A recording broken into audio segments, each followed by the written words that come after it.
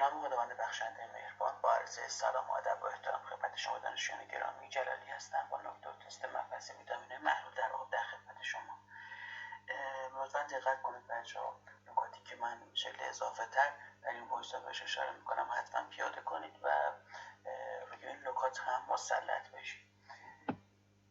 تست اولی که با هم بررسی میکنیم، اشتهایی جزء عوارض مهم کمبود کدام یکی از ریزمغذی‌های زیر میباشه؟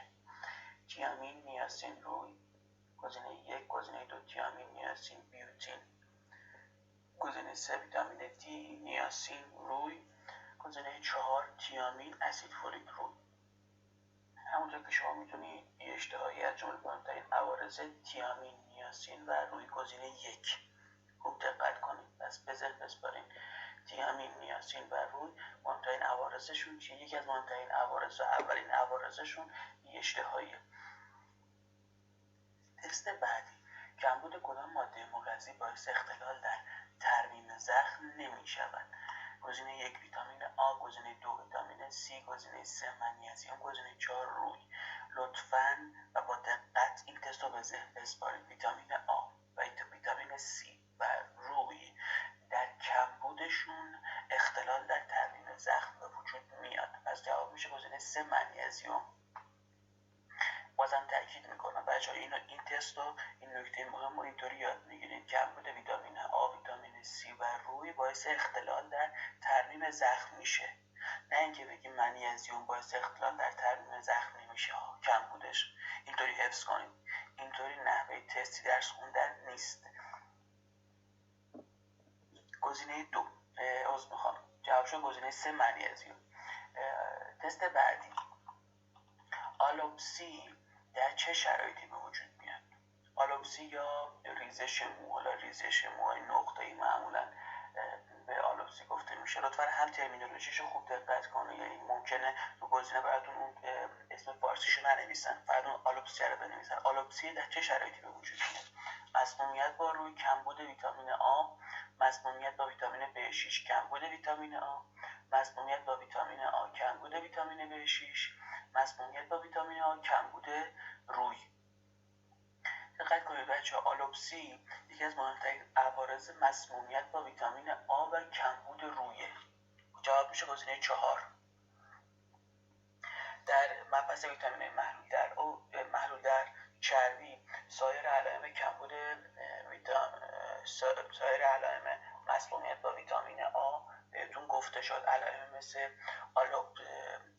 مثل آسید، علائم مثل پرفشاری خون، بزرگی کبد، هپاتومگالی، افزایش ICP، اینا مهمترین علائم افزایش در ویتامین آ بودن. و علائم کمبود روی هم حالا اختلال در سیستم ایمنی، آلوپسی که اینجا بهتون گفته شد، و اختلالات جنسی هم از جمله هایپوگونادیسم از جمله مهمترین علائم کمبود روی که تو مبحث روی راجبش و نکات مهم کمبود روی صحبت می‌کنیم براتون. تست بعدی، کدام ماده مغذی برای تولید سروتونین تو بدن ضروریه؟ سرین، B6، B8، تیروزین، B8، B9، تریپتوفان، B6، ویتامین C، تریپتوفان، B9، ویتامین C. همونطور که شما میدونید و تو مبحث پروتئین ها هم روش تاکید کردم، سروتونین یک ترکیبی که از آمینو اسید تریپتوفان ساخته میشه و در این مسیر سنتز ویتامین B6 و ویتامین C هم نقش دارن. بچه‌ها این نکته بارها تست کنکورتون بوده، پس حتما این نکته رو به ذهن بسپاریم. برای سنتز سروتونین، تریپتوفان، ویتامین B6 و ویتامین C ضروریه. جواب شد گزینه 3. کدام یکی از ریزمغذی‌های زیر در سنتز اپینفرین در بدن نقش داره؟ هیستیدین، BH4 یا تتراهیدروبیوپترین، B6 یا همون ویتامین پیریدوکسین، ویتامین C، مس، تیروزین. گزینه 1 گزینه 2 لیزین، BH4، B6، ویتامین C، مس، متیونین. گزینه 4 تیروزین، BH4، ویتامین B6 C، آهن لیزین و تیروزین، BH4، B6 ویتامین C مس متیونین گزینه 4 جواب میشه. خوب دقت کنید بچه‌ها، برای سنتز کاتکولامین ها از جمله اپینفرین، نورپینفرین و دوپامین آمینو اسید تیروزین تو بدن مصرف میشه. پس جواب ما با توجه به این توضیحات میشه گفت که یا میشه گزینه 1 که مورد 4 تیروزین نام برده، یا میشه گزینه 3 یا گزینه 4 که تیروزین تو این مسیر نقش داره. گزینه 2 اصلا حرفی از تیروزین نزده، پس نمیتونه تا اینجای کار جواب درست ما باشه. میایم جلوتر با بیشتر بررسی میکنیم. برای سنتز اپینفرین تیروزین به کمک BH4 یا بهتر بگیم به طور کلی آروماتیک ها به کمک BH4 تبدیل میشه به حد واسط بعدی. پس ترکیب بعدی که در سنتز اپینفرین نقش داره BH4 یا تتراهیدروبیوپرین که بین همه مشترکه، پس اینا نمیتونه با کمکی کنه. ترکیب بعدی که میتونه بین همه مشترکه بازم B6 و B6 هم نقش داره. ویتامین C هم نقش داره. مس هم ترکیب بعدیه که در سنتز اپینفرین نقش داره. پس تا به اینجای کار جواب ما میشه یا گزینه 1 یا میشه گزینه 4. و مورد آخر و آمینو اسید بعدی که در سنتز اپینفرین نقش داره آمینو اسید متیونینه. پس با توجه به این توضیحات جواب میشه گزینه 4. لطفاً دقت کنید این تست بچه‌ها، این نکته جنبنده که من براتون اینجا قرار دادم بارها سوال کنکور بوده ها. در سنتز اپینفرین تیروزین BH4 ویتامین B6 مس ویتامین C و آمینو اسید متیونین نقش دارن. تست بعدی کدام گزینه در تبدیل تریپتوفان به نیاسین نقش نداره؟ بچه‌ها حتما این نکته رو به ذهن بسپارید، خیلی سوال کنکورتون بوده. در مسیر تبدیل تریپتوفان به نیاسین آهن، B2 مس و ویتامین B6 نقش دارن. خیلی مهمه. پس آهن، مس، B2 و B6 از جمله ریزمغذی هایی هستن که در تبدیل تریپتوفان به نیاسین نقش دارن که حالا در این بین B6 اهمیت ویژه‌ای داره که لطفاً به این نکته دقت کنید. پس جواب شد گزینه 3 فولاد یا B9 در تبدیل تریپتوفان به نیاسین نقشی نداره. بچه‌ها حالا ما یه نکته که شاید بهش دقت نکردم و حالا بهتره که بهتون بگم اینه که لطفاً و خواهشاً دقت کنید که شما بایستی اسم این ویتامین محلول در آب و بالا هم اسم چیزشو بلد باشین، اسم کاملشو بلد باشین و هم بدونید به عنوان مثلا وقتی میگم B1 یعنی همون تیامین، B2 یا ریبوفلاوین، B3 یا نیاسین، B5 یا پانتوتنیک اسید، B6 یا پیریدوکسین، B8 یا بیوتین، B9 یا فولات، B12 یا کوبالامین. لطفا امیدوارم که این اسامی ویتامین در آب بدونید. حالا ممکنه من یه جایی تو صحبتام بگم ریبوفلاوین، یه جایی بگم B2، یعنی که امیدوارم که حالا اینا رو بلد باشیم که به مشکل بر نخوریم. بازم تاکید میکنم در این چند تا تستی که با هم بررسی کردیم مثل جنبندی بهتون دادم که بارها تست کنکورتون بوده. جنبندی ریزمغذی‌هایی که برای تولید سروتونین، اپینفرین و نیاسین تو بدن ما ضروریه. خواهشاً لطفاً همه اینا رو حفظ کنید. تست بعدی کمبود کدام یکی از ریزمغذی‌های زیر باعث تجمع هوموسیستئین تو بدن ما میشه؟ گزینه 1 B3 B2 B1، گزینه 2 B12 B9 B6، گزینه 3 B5 ویتامین C متیونین، گزینه 4 سیستئین B6 ویتامین C. هوموسیستئین ترکیبیه که در مسیر متابولیسم آمینو اسید متیونین دیده میشه. خوب دقت کنید بچه‌ها، همونطوری که من بهتون میگم دونه به دونه این مراحل رو انجام بدید. تو بدن ما متیونین یک آمینو اسیدیه که دهنده متیله. خودش به تنهایی نمیتونه این متیل رو از دست بده، تبدیل میشه به سم. پس یه بنویسیم متیونین، یه فلش بزنیم سم SAM یا اسآدنوزیل متیونین به وجود میاد که فرم فعال متیونینه. سم یه متیل از دست میده. حالا این مسیر کجاست؟ مثلا دست قبلی بهتون گفتیم برای سنتز اپینفرین متیونین نیازه، درسته؟ سم چیکار میکنه؟ یه متیل از دست میده، نورپینفرین رو تبدیل میکنه به اپینفرین. خب وقتی که سم یه متیل از دست داد یه فرش بزنین، متیونین SAM سم تبدیل میشه به چی؟ اسآدنوزیل هوموسیستئین یا SAH. خب حالا این SAH یا اسآدنوزیل هوموسیستئین یه فلش بزنید تبدیل میشه به هوموسیستئین. هوموسیستئین ترکیبه که اگه تو بدن ما خیلی افزایش پیدا کنه میتونه باعث ایجاد بیماری قلبی عروقی، میتونه باعث ایجاد پرفشاری خون، باعث ایجاد بیماری از اعصاب و روان هم حتی باشه. به همین خاطر بدن سریعا از شر این هوموسیستئین بایستی خلاص بشه. دو تا مسیر داره، یا یک متیل به این هوموسیستئین اضافه میکنه، پس تو یه مسیر یه فلش بزنید سمت بالا یا پایین فرقی نداره، هوموسیستئین یه متیل میگیره به کمک B9 و B12 تبدیل میشه به متیونین، یا نه این هوموسیستئینه با آمینو اسید سرین با هم ترکیب میشن و به کمک ویتامین B6 تبدیل میشن به سیستئین.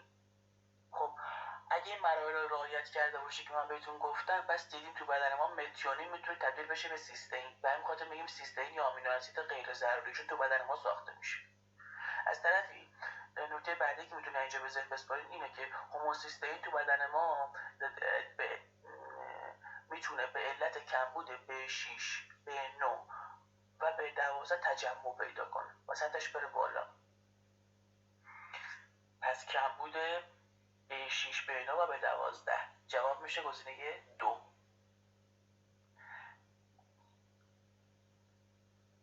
و یک تست بعدی، در یک فرد سالم ذخیره کبدی کدام ویتامین بیشتره؟ B1 B2 B6 B12. دقت کنید بچه‌ها، ویتامین‌های محلول در آب تو بدن ما محل ذخیره خاصی ندارن. فقط یک ویتامین B12 که مقدار فراوانی تو کبد ذخیره شده. پس در یک فرد سالم ذخیره کبدی ویتامین B12 از همه بیشتره. تست بعدی، کدام ویتامین در درمان سندرم کارپال تونل یا همون تونل کارپال مورد استفاده قرار میگیره؟ ویتامین K، ویتامین B9، ویتامین B12، ویتامین B6. بچه‌ها لطفاً به ذهن بسپارید، من چند تا از کاربردهای ویتامین B6 رو بهتون میگم که به عنوان یک دارو ویتامین B6 میتونه در این اختلالات استفاده بشه. ویتامین B6 در درمان آنمی سیدروبلاستیک چندین بار سوال کنکورتون بوده، مورد استفاده قرار میگیره. در کنار اون در درمان اختلالات قاعدگی PMS به سرنوشت پیش از قاعدگی، در درمان تهوع صبحگاهی در خانم‌های باردار، برای درمان آسم، سندرم تونل کارپال یا کارپال تونل و در شرایطی مثل هایپروگزالوری در افرادی که دارای سنگ کلی هستن هم میتونه مورد استفاده قرار بگیره. لطفاً همه این موردایی که بهتون گفتم و تک تک به ذهن میسپارید، میتونه سوال کنکور باشه. سندرم کارپال تونل چیه؟ دیدین که حالا این تونل کارپال یه در ناحیه موج قرار گرفته و یه کانالیه که عصب دست از این ناحیه عبور میکنه. اگه این کانال دچار تنگی و گرفتگی بشه، فشار میاد به عصب دست و احساس درد در ناحیه مچ دست دیده میشه که معمولا از مچبند هم برای درمانش استفاده میشه. دیدن استفاده از ویتامین B6 میتونه به درمان این اختلال کمک کنه. پس یه بار دیگه برای تاکید بیشتر، سندرم تونل کارپال، هایپروگزالوری، آسم، تهوع صبحگاهی، اختلالات قاعدگی PMS و آنمی سیدروبلاستیک از جمله مواردی هستن که ویتامین B6 میتونه به درمانشون کمک کنه. حتما اینو حفظ کنید بچه‌ها. خب حالا چرا هایپروگزالوری خوبه؟ چرا ویتامین B6 میتونه برای درمان سنگ کلی استفاده بشه بچه‌ها؟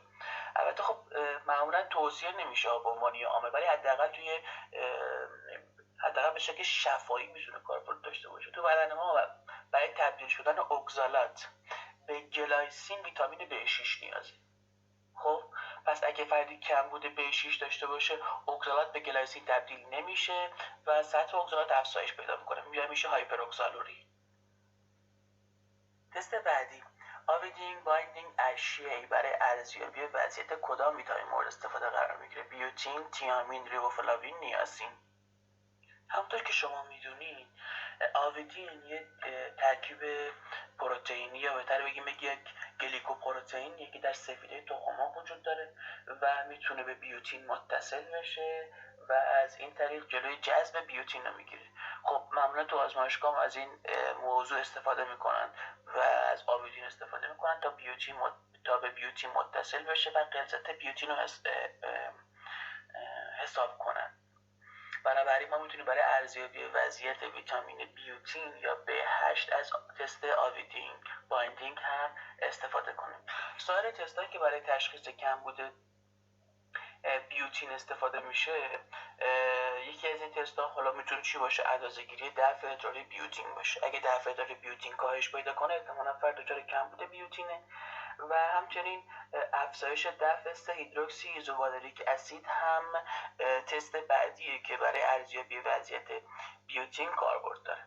تست بعدی و جواب تست قبلی شد بیوتین گزینه 1.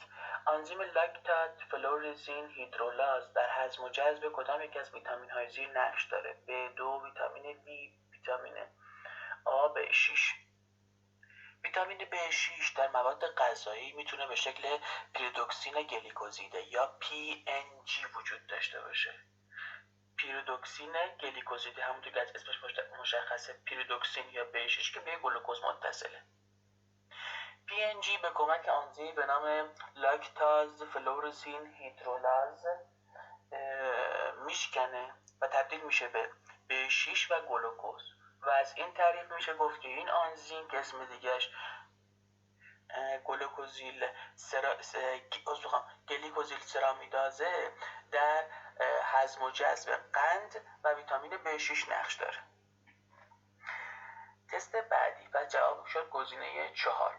در ساختمان تیامین کدام یکی از املاح‌ریزی وجود داره؟ منیزیم، روی، گوگرد، منگنز. همونطور که شما میدونید در ساختمان تیامین گوگرد وجود داره که این گوگرد میتونه توسط یک سری ترکیبات اکسید بشه و باعث اختلال تو عملکرد تیامین بشه. اما سایر ویتامین هایی که در ساختمانشون گوگرد وجود داره خیلی مهم. بچه‌ها دقت کنید، B1 یا همین تیامین، B5 یا پانتوتنیک اسید، B8 یا بیوتین.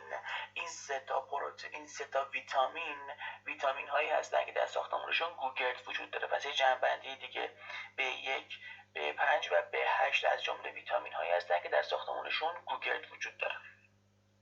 دیگه چه ترکیباتی میشناسیم که ساختمانشون گوگرد وجود داشته باشه؟ میشه به آمینو اسیدها اشاره کرد دیگه. آمینو اسید سیستئین، آمینو اسید متیونین و حتی تورین هم جزو ترکیباتی هستن که دارای گوگرد هستن. به این نکته هم دقت کنید. تست بعدی، ویتامین B6 در عملکرد کدام آنزیم نقش نداره؟ سیستاتیونین سنتاز، گلیکوژن فسفوریلاز، پیریدوکسین فسفات اکسیداز و گلایسین دکربوکسیلاز. بچه‌ها خوب دقت کنید، ویتامین B6 عملکردش خیلی مهمه. یکی از مهمترین نقشایی که ویتامین B6 داره در متابولیسم آمینو اسید هاست و حتی تو متابولیسم قند هم ویتامین B6 نقش داره. سیستاتیونین سنتاز آنزیمیه که در تبدیل هوموسیستئین به متیونین نقش داره، به سیستئین نقش داره و تو این مسیر ویتامین B6 بهش کمک میکنه. بچه‌ها اگه تست براتون مطرح شد و در صورت اون تست یه آمینو اسید دیدین در بیش از 99% موارد جواب میشه B6. در مسیر سنتز در مسیر تبدیل تریپتوفان به نیاسین چی نقش داره؟ B6. در مسیر سنتز کاتکولامینو چی نقش داره؟ B6. در مسیر ساخته شدن مثلا گابا یا ساخته شدن هیستامین به ترتیب از گلوتامات و هیستیدین چه ترکیبی نقش داره؟ B6. پس اگه بهتون گفتن در یک مسیر متابولیسمی کدوم ویتامین نقش داره و تو اون مسیر متابولیسمی آمینو اسید وجود داشت یا پروتئین وجود داشت، در بیش از 99% موارد جواب میشه B6. سیستاتیونین گفتیم در مسیر تبدیل هوموسیستئین به سیستئین نقش داره که ویتامین 6 بهش کمک میکنه. گلیکوژن فسفوریلاز خیلی مهمه بچه‌ها، آنزیمی که در عملکردش ویتامین B6 نقش داره. همچنین آنزیم گلایسین دکربوکسیلاز هم آنزیم بسیار مهمیه که عملکردش وابسته به ویتامین B6. ولی پیریدوکسین فسفات اکسیداز یه آنزیمیه که در فعال شدن ویتامین B6 نقش داره و برای عملکردش ویتامین B2 نیازه. پس جواب میشه گزینه 3. یه بار دیگه برای جنبندی بهتون میگم ویتامین B6 در واکنش‌های مربوط به متابولیسم اسیدامین نقش بسیار مهم داره بچه‌ها. حالا این واکنش میخواد یه واکنش انتقال آمین باشه که اصطلاحاً بهش گفته میشه ترانس آمیناسیون، یا میخواد دکربوکسیلاسیون باشه یا دهیدروژناسیون و دسولفوراسیون. پس هر واکنش متابولیسم اسیدامینه ویتامین B6 تو نقش داره. ویتامین B6 گفتیم در مسیر سنتز نوروترانسمیترها، گلیکوژن، حتی اسفنگولیپید و هم و استروئید نقش داره. مهمترین آنزیم هایی که برای عمل کردش ویتامین B6 نیازه و شما بایستی بتونید به اسم کوچیک صداشون کنید: آنزیم سرین هیدروکسی متیل ترانسفراز، آنزیم گلایسین دکربوکسیلاز، سیستاتیونین بتا سنتاز و سیستاتیونین گاما لیازه. همچنین گلیکوژن فسفوریلاز از جمله مهمترین آنزیم هایی هستند که برای عمل کردشون ویتامین B6 نیازه. به نام خداوند بخشنده مهربان، با عرض سلام و ادب و احترام.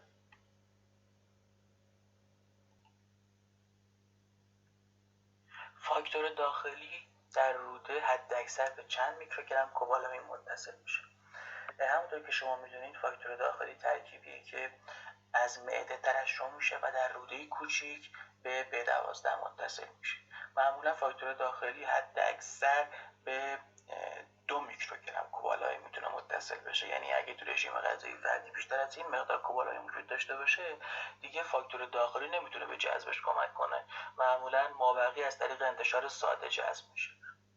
دقت کنید بچه‌ها، B12 میتونه به کمک انتقال فعال، روشی که در اون فاکتور داخلی نقش داره، و به کمک انتشار ساده جذب بشه.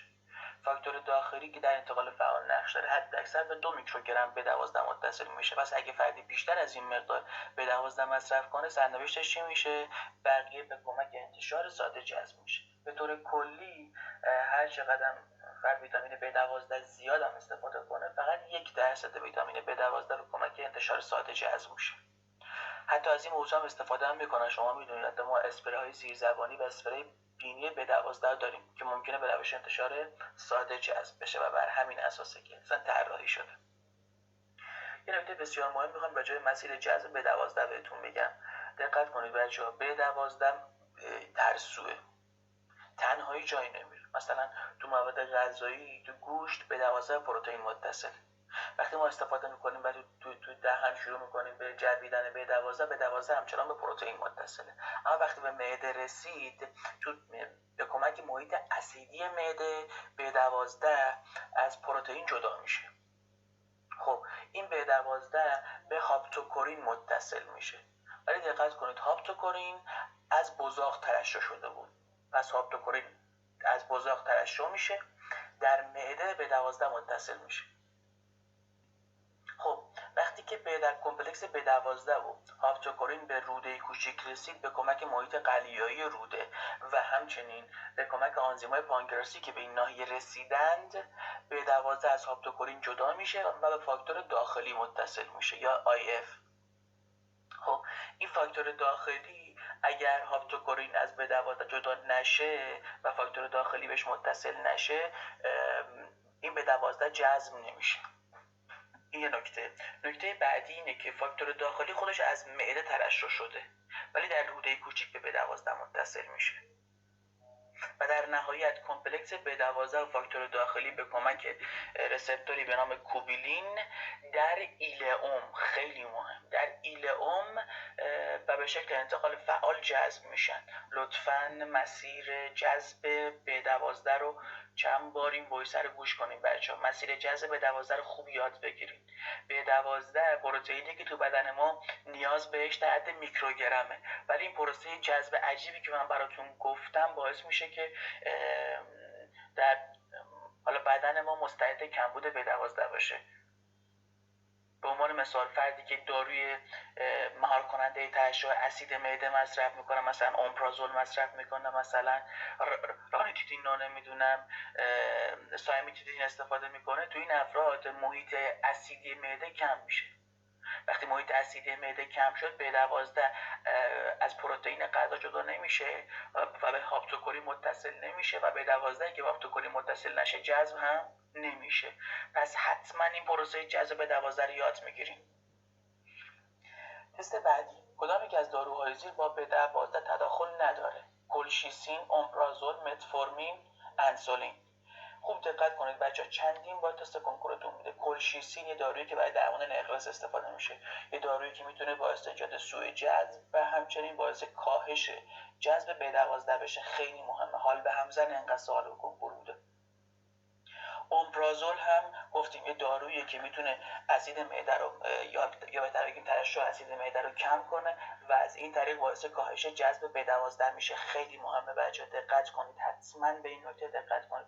متفورمین هم داروی بعدیه که میتونه باعث ایجاد کمبود B12 بشه. پس جواب میشه گزینه 4 انسولین.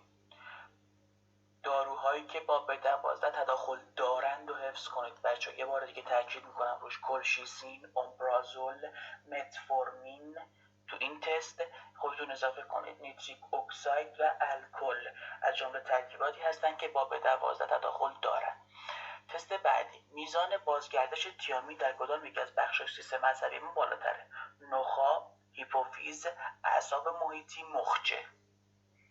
بیشترین بازگردش تیامین در بافت‌های اعصاب محیطی، بعد اون در مخچه، بعد در بصر و نخاع، پل مغزی، نخاع، هیپوتالاموس مغز میانی، اجسام مخطط و کورتکس مغز. پس اگه بهتون بگن بازگردش تیامین در کدوم بخش سیستم عصبی ما بالاتره، جواب ما چیه؟ اعصاب محیطی. اگه اعصاب محیطی تو گزینه نبود شما کدوم انتخاب میکنین؟ مخچه. خب و کمترین بازگردش هم در کورتکس مغزه. این نکته که میخوام بهتون بگم خیلی جای تعجب نداره بچه‌ها. یکی از مهمترین عوارض کمبود تیامین چیه؟ نوروپاتی یا همون اختلال در سیستم عصبی و اختلالات حسیه. چرا؟ چون بیشترین بازگردش تیامین کجاست؟ تو اعصاب محیطیه. پس با کمبودش قطعا اعصاب محیطی دچار اختلال میشن و عارضه به نام نوروپاتی به وجود میاد. تست بعدی، در کمبود کدام یک از ویتامین های زیر سندرم لینر اتفاق میفته؟ بیوتین، B12، B1، B5. سندرم لینر یه نوع اختلال مربوط به پوست به شکل درماتیت سبوره‌ایه که معمولا در نوزادان خودشون نشون میده و به علت کمبود B8 یا بیوتین به وجود میاد. یه اختلال دیگه داریم به نام سندرم لی. بچه دقت کنید که این سندرم لی به علت کمبود B1 یا بیوتینه. پس لینر B8 لی میشه چی؟ B1. اسپل لی هم به این صورت LEIGH. بیماری لی که یه نوع انسفالوپاتیه به علت کمبود B1 یا بیوتین به وجود میاد. ولی لینر گفتیم یه فرم درماتیته که به علت کمبود B8 یا بیوتین به وجود میاد. کدام یکی از علل کمبود کوبالامین نیست؟ رژیم غذایی بیماران مبتلا به فنیلکتونوری، سندرم رشد یا سندرم قوس کور یا رشد باکتری در روده کوچیک، مسمومیت با نیتریک اکساید و سندرم روده تحریک پذیر. دقت کنید بچه‌ها، از جمله مهمترین علائم یا از جمله مهمترین علل کمبود B12 رژیم غذایی سخت مثل رژیم غذایی بیماران مبتلا به فنیلکتونوری، چون این رژیم بسیار محدودیه که بسیار مواد غذایی برای این بیماران باعث چی بشه؟ محدود بشه و این خاطر خطر کمبودش زیاد میشه. سندرم بعدی یا اختلال بعدی که میتونه باعث کمبود B12 بشه سندرم رشد یا سندرم قوس کوره. در سندرم قوس کور چه اتفاقی میفته بچه‌ها؟ خوب دقت کنید. به طور کلی باکتری ها تو قسمت انتهایی سیستم گوارش ما وجود دارن یا در کلون وجود دارن، درسته؟ یا تو قسمت های انتهایی روده باریک هفته خیلی کمتر، بیشتر تو کلون وجود دارن. خب چه عواملی باعث میشه که باکتری از قسمت انتهایی سیستم گوارش ما به قسمت بالاتر نیاد؟ چه عواملی مثل حرکات روده کوچیک یا حتی دریچه‌هایی که یا اون دریچه‌ای که بین ایلئوم و سکال قرار گرفته، دریچه ایله و سکال جلوی بازگشت باکتری از قسمت انتهایی به قسمت بالاتر رو میگیره. حتی اسید معده، اسیدهای صفراوی همه اینا باکتری‌ها رو از بین میبرن. خب اما اگر فردی به عنوان مثال دچار فلج روده شد، حرکات روده براش کاهش پیدا کرد، یا فردی به علت درمان پزشکی که برای صورت میگرفت اون دریچه ایلوسکالش تخریب شد، از بین رفته، یا ترشح اسید معده برای فرد کم شده، ترشح اسید صفراوی کم بشه. یعنی عواملی که جلوی ورود باکتری به قسمت بالاتر رو میگرفتن دیگه وجود ندارن. به همین خاطر باکتری میاد تو قسمت‌های فوقانی‌تر سیستم گوارش شما چند تا کار بسیار مهم انجام میده. یکی از این کارا که میکنه اینه که میاد به عنوان مثال B12 رو مصرف میکنه، خیلی مهم، و B9 تولید میکنه. در کنار اون میتونه اسیدهای صفراوی رو غیر فعال کنه و باعث اختلال تو جذب چربی بشه و میتونه باعث ایجاد اختلال تو هضم و جذب کربوهیدرات میشه که برای هر کدوم از اینا شما باید رژیم درمانی بلد باشین. رژیم درمانی تو قوس کور یکی تجویز ویتامین B12. گفتیم چرا؟ چون باکتری میان چیکار میکنن؟ فولاد B12 رو مصرف میکنن، فولاد تولید میکنن. به همین خاطر باعث برای این افراد ویتامین B12 تجویز بشه. برایشون مکمل MCT تجویز میکنیم. چرا MCT؟ چون اسیدهای صفراوی توسط باکتری ها غیر فعال شدن، به همین خاطر چربی و چربی بلند زنجیر هضم و جذب نمیشن. بهشون MCT میدیم که به راحتی جذب میشه و نیاز به اسیدهای صفراوی نداره. و برایشون محدودیت قندهای ساده هم اعمال میکنیم. چرا که باکتری هایی که تو این روده وجود دارن محصولات زائدی به وجود میارن که این محصولات زائد میتونه هضم و جذب قندها خصوصا قندهای ساده رو مختل کنه. بنابراین محدودیت قندهای ساده هم از جمله راههای رژیم درمانی در سندرم قوس کور. خب تا به اینجای کار فهمیدیم رژیم‌های محدودی مثل رژیم فنیلکتونوری، شرایطی مثل قوس کور و حتی مسمومیت با نیتریک اکساید و حتی سایر داروهایی که توی تست قبلی بهتون گفتم، اومپرازول، کلشیسین، الکل، متفورمین، یا داروهایی هستن که با B12 تداخل دارن. همچنین بیماری‌های متابولیکی مثل کمبود ترانسکوبالامین 2، جراحی معده، مصرف آنتی اسیدها، همه اینها مواردی هستن که میتونن باعث ایجاد کمبود B12 بشن. پس جواب تست ما میشه گزینه 4. سند به روده تحریک پذیر نمیتونه باعث کمبود کوبالامین بشه. تست بعدی، افزایش آزاد شدن هیستامین از عوارض مصرف فارماکولوژیک کدام یک از ویتامین‌های زیر؟ اسید آسکوربیک، اسید نیکوتینیک، فولاد، پانتوتنیک اسید. بچه خوب دقت کنید. در بین ویتامین‌های محلول در آب ما حاوی قانون کلی داریم. ویتامین‌های محلول در آب به راحتی از طریق ادرار دفع میشن. بنابراین مصرف این ویتامین‌ها نمیتونه باعث ایجاد عارضه خاصی بشه و سمیت خاصی هم نداره چون به راحتی از طریق ادرار دفع میشه. اما در بین ویتامین‌های محلول در آب ویتامین B3 یا همین نیاسین ممکنه به فرم اسید نیکوتینیک به عنوان یک درمان دارویی استفاده بشه. سوال کنکورتون هم بوده، باید حفظ کنید. اسید نیکوتینیک یا فرم اسیدی ویتامین B3 یا نیاسین در دوزاژ 2 تا 6 گرم در روز به عنوان یک ترکیب دارویی استفاده میشه. متاسفانه این اسید نیکوتینیک یک سری عوارض داره. عوارضش رو باید ریز بلد باشیم بچه. عوارضی مثل همین آزاد شدن هیستامین، التهاب، برافروختگی، سرخ شدن که همه اینا به خاطر آزاد شدن پروستاگلاندین ها و این حالا برای فردی که از این اسید نیکوتینیک استفاده میکنه گفتیم میتونه هیستامین آزاد بشه. این آزاد شدن هیستامین میتونه در فردی که مبتلا به زخم معده است باعث بدتر شدن زخم معده و در افراد مبتلا به آسم باعث بدتر شدن آسم بشه. از خوب دقت کنید بچه. اسید نیکوتینیک فرمی از ویتامین B3 که ممکنه به عنوان یک دارو مورد استفاده قرار بگیره. حالا حتی کاربردش هم سوال کنکور بوده. برای درمان چه اختلالی کاربرد داره؟ برای درمان هایپرلیپیدمی یا بالا بودن چربی خون. وقتی استفاده میشه جالبه که بدونیم سطح HDL زیاد میشه، سطح LDL کاهش پیدا میکنه، چرا که جلوی سنتز تریگلیسیرید تو کبد و جلوی سنتز VLDL و LDL رو میگیره. همچنین میتونه باعث افزایش سطح آپو A1 آپو اصلی HDL بشه. یه بار دیگه جمعش میکنم براتون. نیاسین ویتامین B3 به دو فرم اسید نیکوتینیک و نیکوتین آمید وجود داره. فرم اسید نیکوتینیک در دوزاژ 2 تا 6 گرم در روز برای درمان هایپرلیپیدمی یا چربی خون استفاده میشه میتونه سطح HDL رو زیاد کنه و سطح LDL رو کم کنه. چطوری این کارو میکنه؟ سنتز تریگلیسیرید رو کبد مهار میکنه، سنتز VLDL و LDL رو مهار میکنه، سطح آب و ایوان رو زیاد میکنه. مثلا اگه بهتون تست بدن مصرف نیکوتینیک اسید باعث کاهش یا افزایش نسبت LDL به LDL به HDL میشه، کدوم انتخاب میکنین؟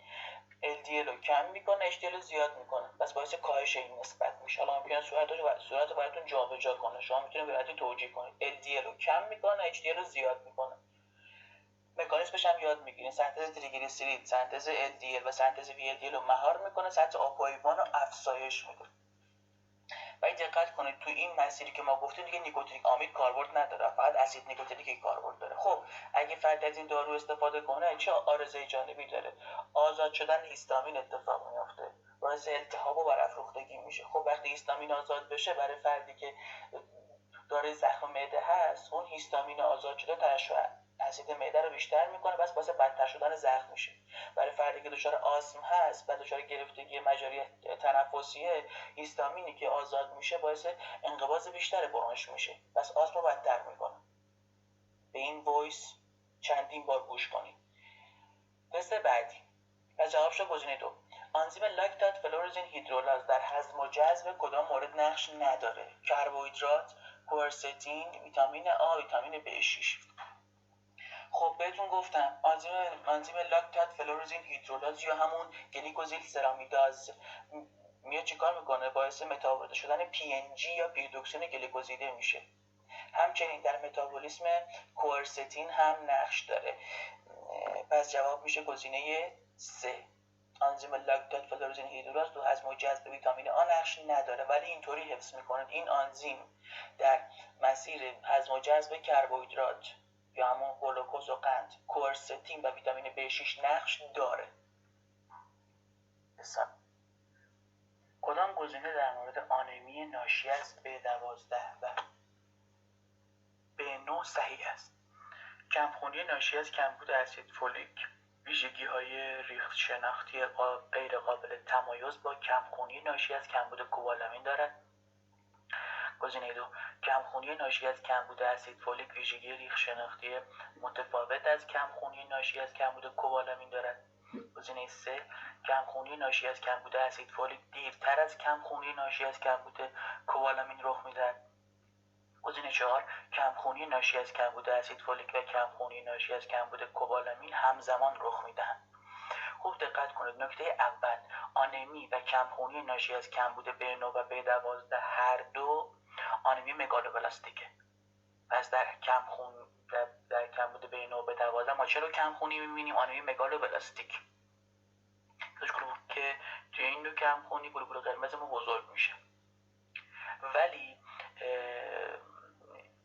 سرعت بروز این دو کمخونی با هم متفاوته. کمخونی ناشی از کمبود اسید فولیک با کاهش دریافت فولاد در طی 2 تا 3 ماه اتفاق میفته، ولی برای بروز کمخونی ناشی از کمبود کوبالامین چندین سال زمان نیازه. یعنی فرد بایستی چندین سال دریافت ناکافی B12 داشته باشه تا آنمی مگالوبلاستیک ناشی از کمبود B12 خودشون نشون بده. پس جواب میشه گزینه 1.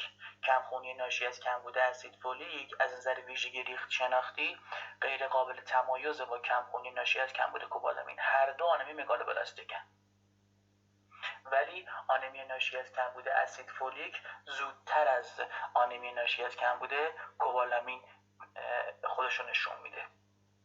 و برای درمان هم معمولا از B9 و B12 گفتیم استفاده میشه. پس جوابش گزینه 1. تپش قلب، کم شدن دامنه تنفسی از علائم کمبود کدوم ویتامینه؟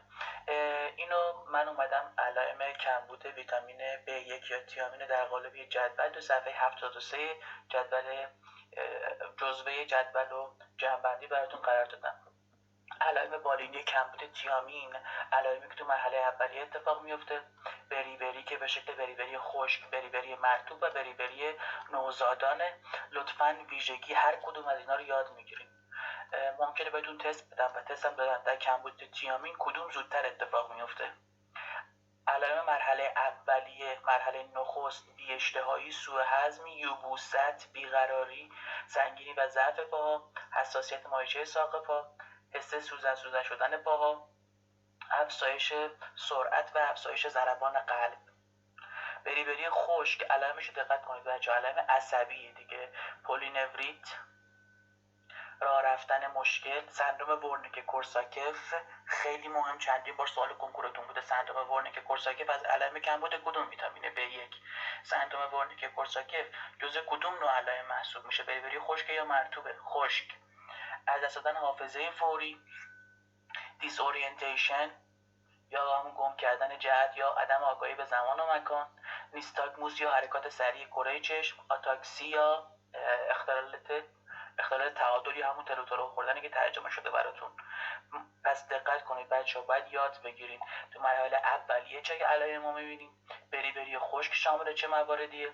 بری مرطوب شامل همونطور که از اسمش مشخصه، دقت کنید بری مرطوب برخلاف بری خشک علائم عصبی بود، بری مرطوب علائم خونی و علائم مواد قلب و عروق داره.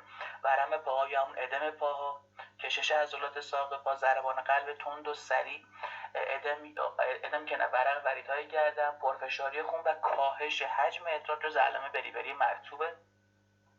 بری نوزادان سوال کنکور در چه سنی اتفاق میفته؟ 2 تا 5 سالگی اتفاق میفته. بری حاد داریم و مزمن. علائم حاد کاهش حجم ادرار، گریه زیاد همراه با ناله، نارسایی قلب جز علائم بری حاده. بری مزمن هم خوش به شکل یبوست و استفراغ، جیغ زدن، ماهیچه‌های نرم و رنگ پریدگی و سیانوز نشون میده. یه بار دیگه تاکید میکنم، علائم ما به تفکیک یاد میگیریم کدوم جز علائم بری خشک، کدوم مرطوبه و کدوم جز علائم نوزادیه. پس تست شماره 21، تپش قلب و کم شدن دامنه تنفسی از علائم کمبود کدوم ویتامینه؟ B1 یا همون تیامین. تست بعدی، پرلچه از علائم کمبود کدام ویتامینه؟ ویتامین C، B2 ریبوفلاوین، B5 پانتوتنیک اسید و B12 یا کوبالامین. دقت کنید بچه‌ها، علائم کمبود B2 چندین بار براتون سوال کنکور بوده. این علائم رو به تفکیک و ریز بلد باشین. علائم کمبود ریبوفلاوین ممکنه با درگیری نواحی چین پوستی بیشتر خودشون نشون بده. نواحی چین پوستی میتونه کجا باشه؟ میتونه ناحیه پلک باشه. پشت پلک ما چین‌های پوستی وجود داره. حتی بین حفره بینی و پوست هم یه سری حفره‌های چینی وجود داره. حفره‌های نواحی تناسلی هم همینطور، جایی که چین‌های پوستی وجود داره. پس درگیری چین‌های پوستی حالا ممکنه گفتیم بین ناحیه بینی و حتی نواحی جنسی باشه. فوتوفوبی یا ترس از نور خیلی مهمه بچه‌ها. ریزش اشک، التهاب پلک خیلی مهم و حتی ممکنه پوسته شدن فولیکول‌های پوست هم به وجود بیاد که در این حالت وقتی فولیکول‌های پوست بسته میشن یه حالت پوست کوسه‌ای و دیسپشیا به وجود میاد. خیلی مهم تو کمبود B2 ما التهاب لب، شکاف لب یا همون کلیت و شیلوز یا کیلوز رو مشاهده میکنیم که در حالا اگه این التهاب لب یا شیلوز و کیلوز حتی آنگولار استوماتیت یعنی التهاب گوشه لب یا گلوسیت هم دیده میشه. اما اگه شیلیت یا همون التهاب لب یا کیلوز یا همون شکاف لب با عفونت قارچی همراه بشه، خصوصا عفونت قارچ کاندیدیا، چه اتفاقی میفته؟ در این حالت که حالت هم التهاب وجود داره و هم عفونت قارچی درگیر کرده، به این حالت گفته میشه پرلچه. پس پرلچه از علائم کمبود B2 که در اون التهاب لب با عفونت قارچی با هم ترکیب شدن.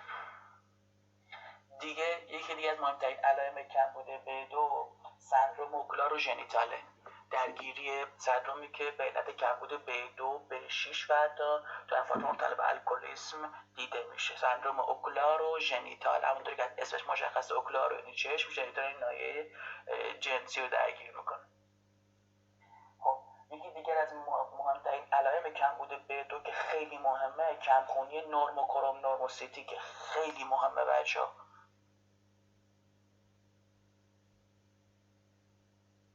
خب با توجه به این توضیحات، پرلچه جز علائم کمبود B2 یا ریبوفلاوینه. 23 کدام گزینه در کمبود B2 مشاهده نمیشه؟ شارک اسکین، دیسپشیا، پرلچه، گازال نکلس. شارک اسکین یا پوست کوسه‌ای و دیسپشیا هم همینطور به حالت پوست صاف و مسطح و پوست کوسه‌ای گفته میشه. و پرلچه جز علائم کمبود B2 هستن. حتما این ستا رو یاد میگیریم بچه، ترمینولوژیش هم یاد میگیریم به همین شکل که براتون مشخص کردم. جز علائم کمبود B2 هستن، ولی کازال نکلس یا همون گردنبند کازال جز علائم کمبود B3 یا نیاسینه. خوب دقت کنید بچه. تست بعدی و جواب شد گزینه 4.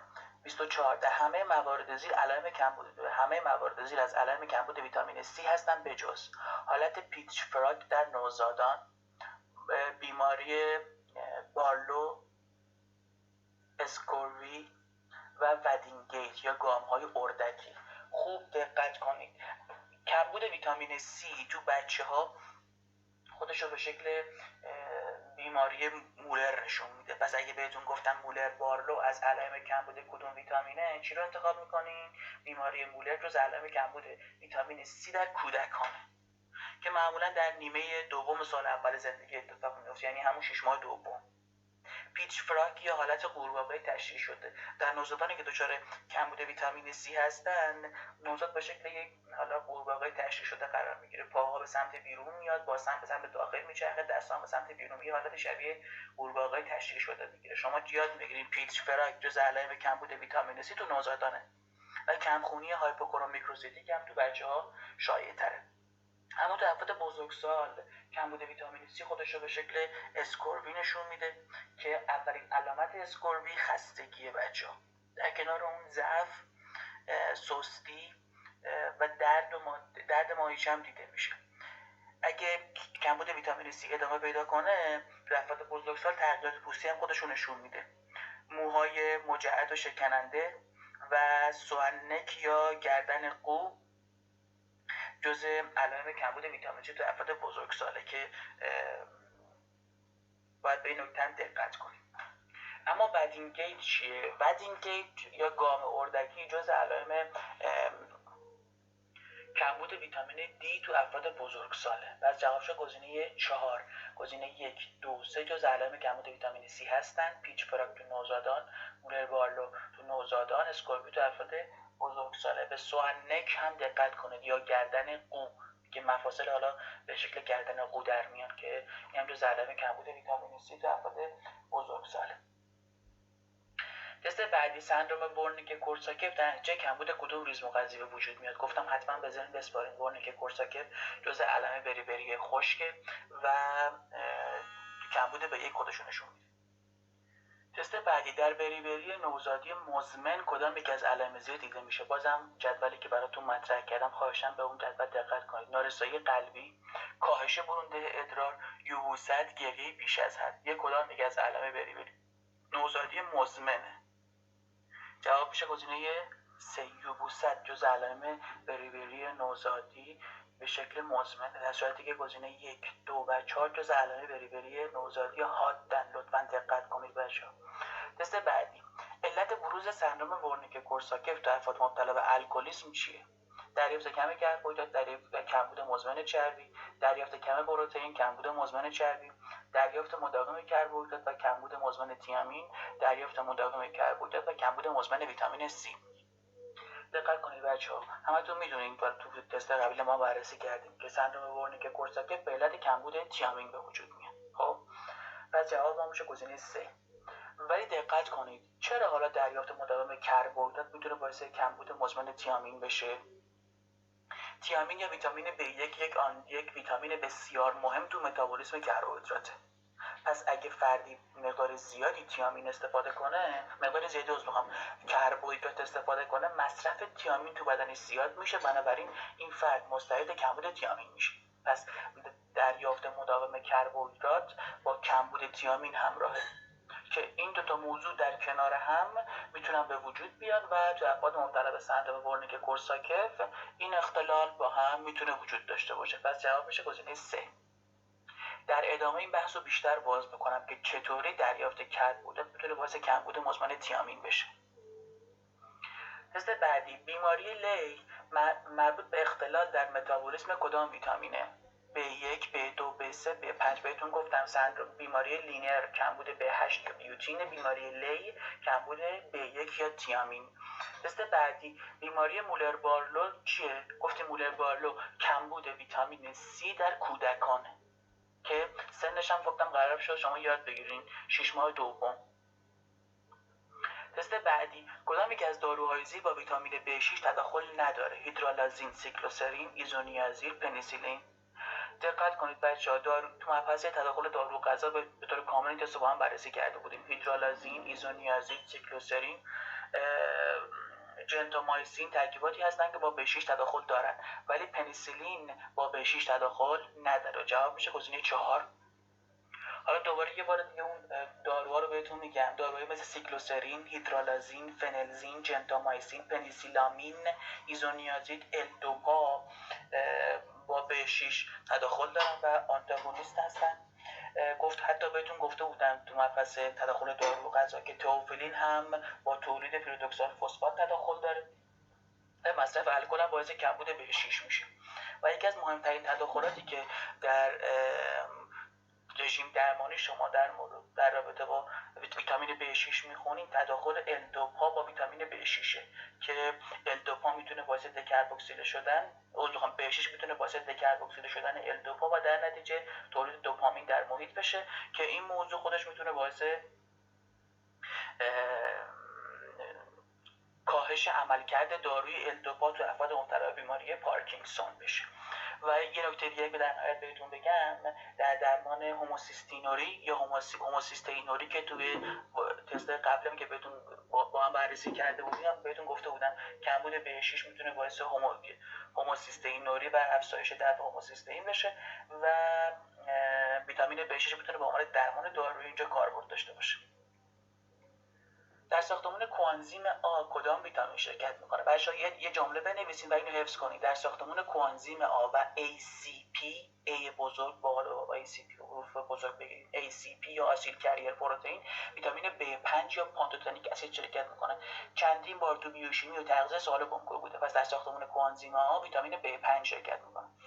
تست بعدی جنبندی خیلی خوب. کدام یک به عنوان علت ایجاد سندروم اوکلئاروژنیتال گزارش نشده؟ سندروم اوکلئاروژنیتال، اوکلئار از چشم میاد، بچه ژنیتال یعنی نواحی تناسلی. بهتون گفتم جایی که حفره ها و چین های پوستی وجود داره مثل پلک، مثل نواحی تناسلی، به علت کمبود ویتامین B2 ممکنه دچار درماتیت و حالت اون درماتیت سبوره‌ای بشه. در کنار کمبود B2 کمبود ویتامین B6 هم میتونه باعث ایجاد سندروم اوکلئاروژنیتال بشه. همچنین تو افراد الکلیسم هم ما این موضوع رو میبینیم. پس که تاکید میکنم کمبود B2 کمبود B6 در افراد مبتلا به الکلیسم باعث ایجاد سندروم اوکلئاروژنیتال میشه. این چندین بار سوال کنکورتون بود و حتما این نکته رو حفظ کنید. تست بعدی همه موارد زیر در مورد اجزای دیارای ویتامین C صحیح هست بجز یول ویتامین C 3 گرم در روزه. حتما یول ویتامین C رو حفظ باشین. یول ویتامین C 2 گرم، 3 گرم غلطه. RDA ویتامین C در خانم‌های باردار 85 میلی گرم در روز، در خانم‌های شیرده 120 میلی گرم در روز است. گزینه 3. گزینه 4 در مردان سیگاری 130 میلی گرم در روزه.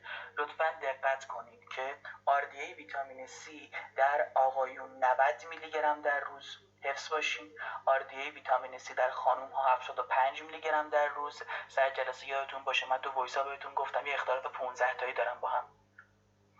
RDA ویتامین C در خانم‌های باردار 85 میلی گرم در روز و در خانم‌هایی که وارد دوره شیردهی شدن 120 میلی گرم در روزه و همچنین در خانم‌های سیگاری 115 میلی گرم و در آقایون سیگاری 130 میلی گرم در روزه.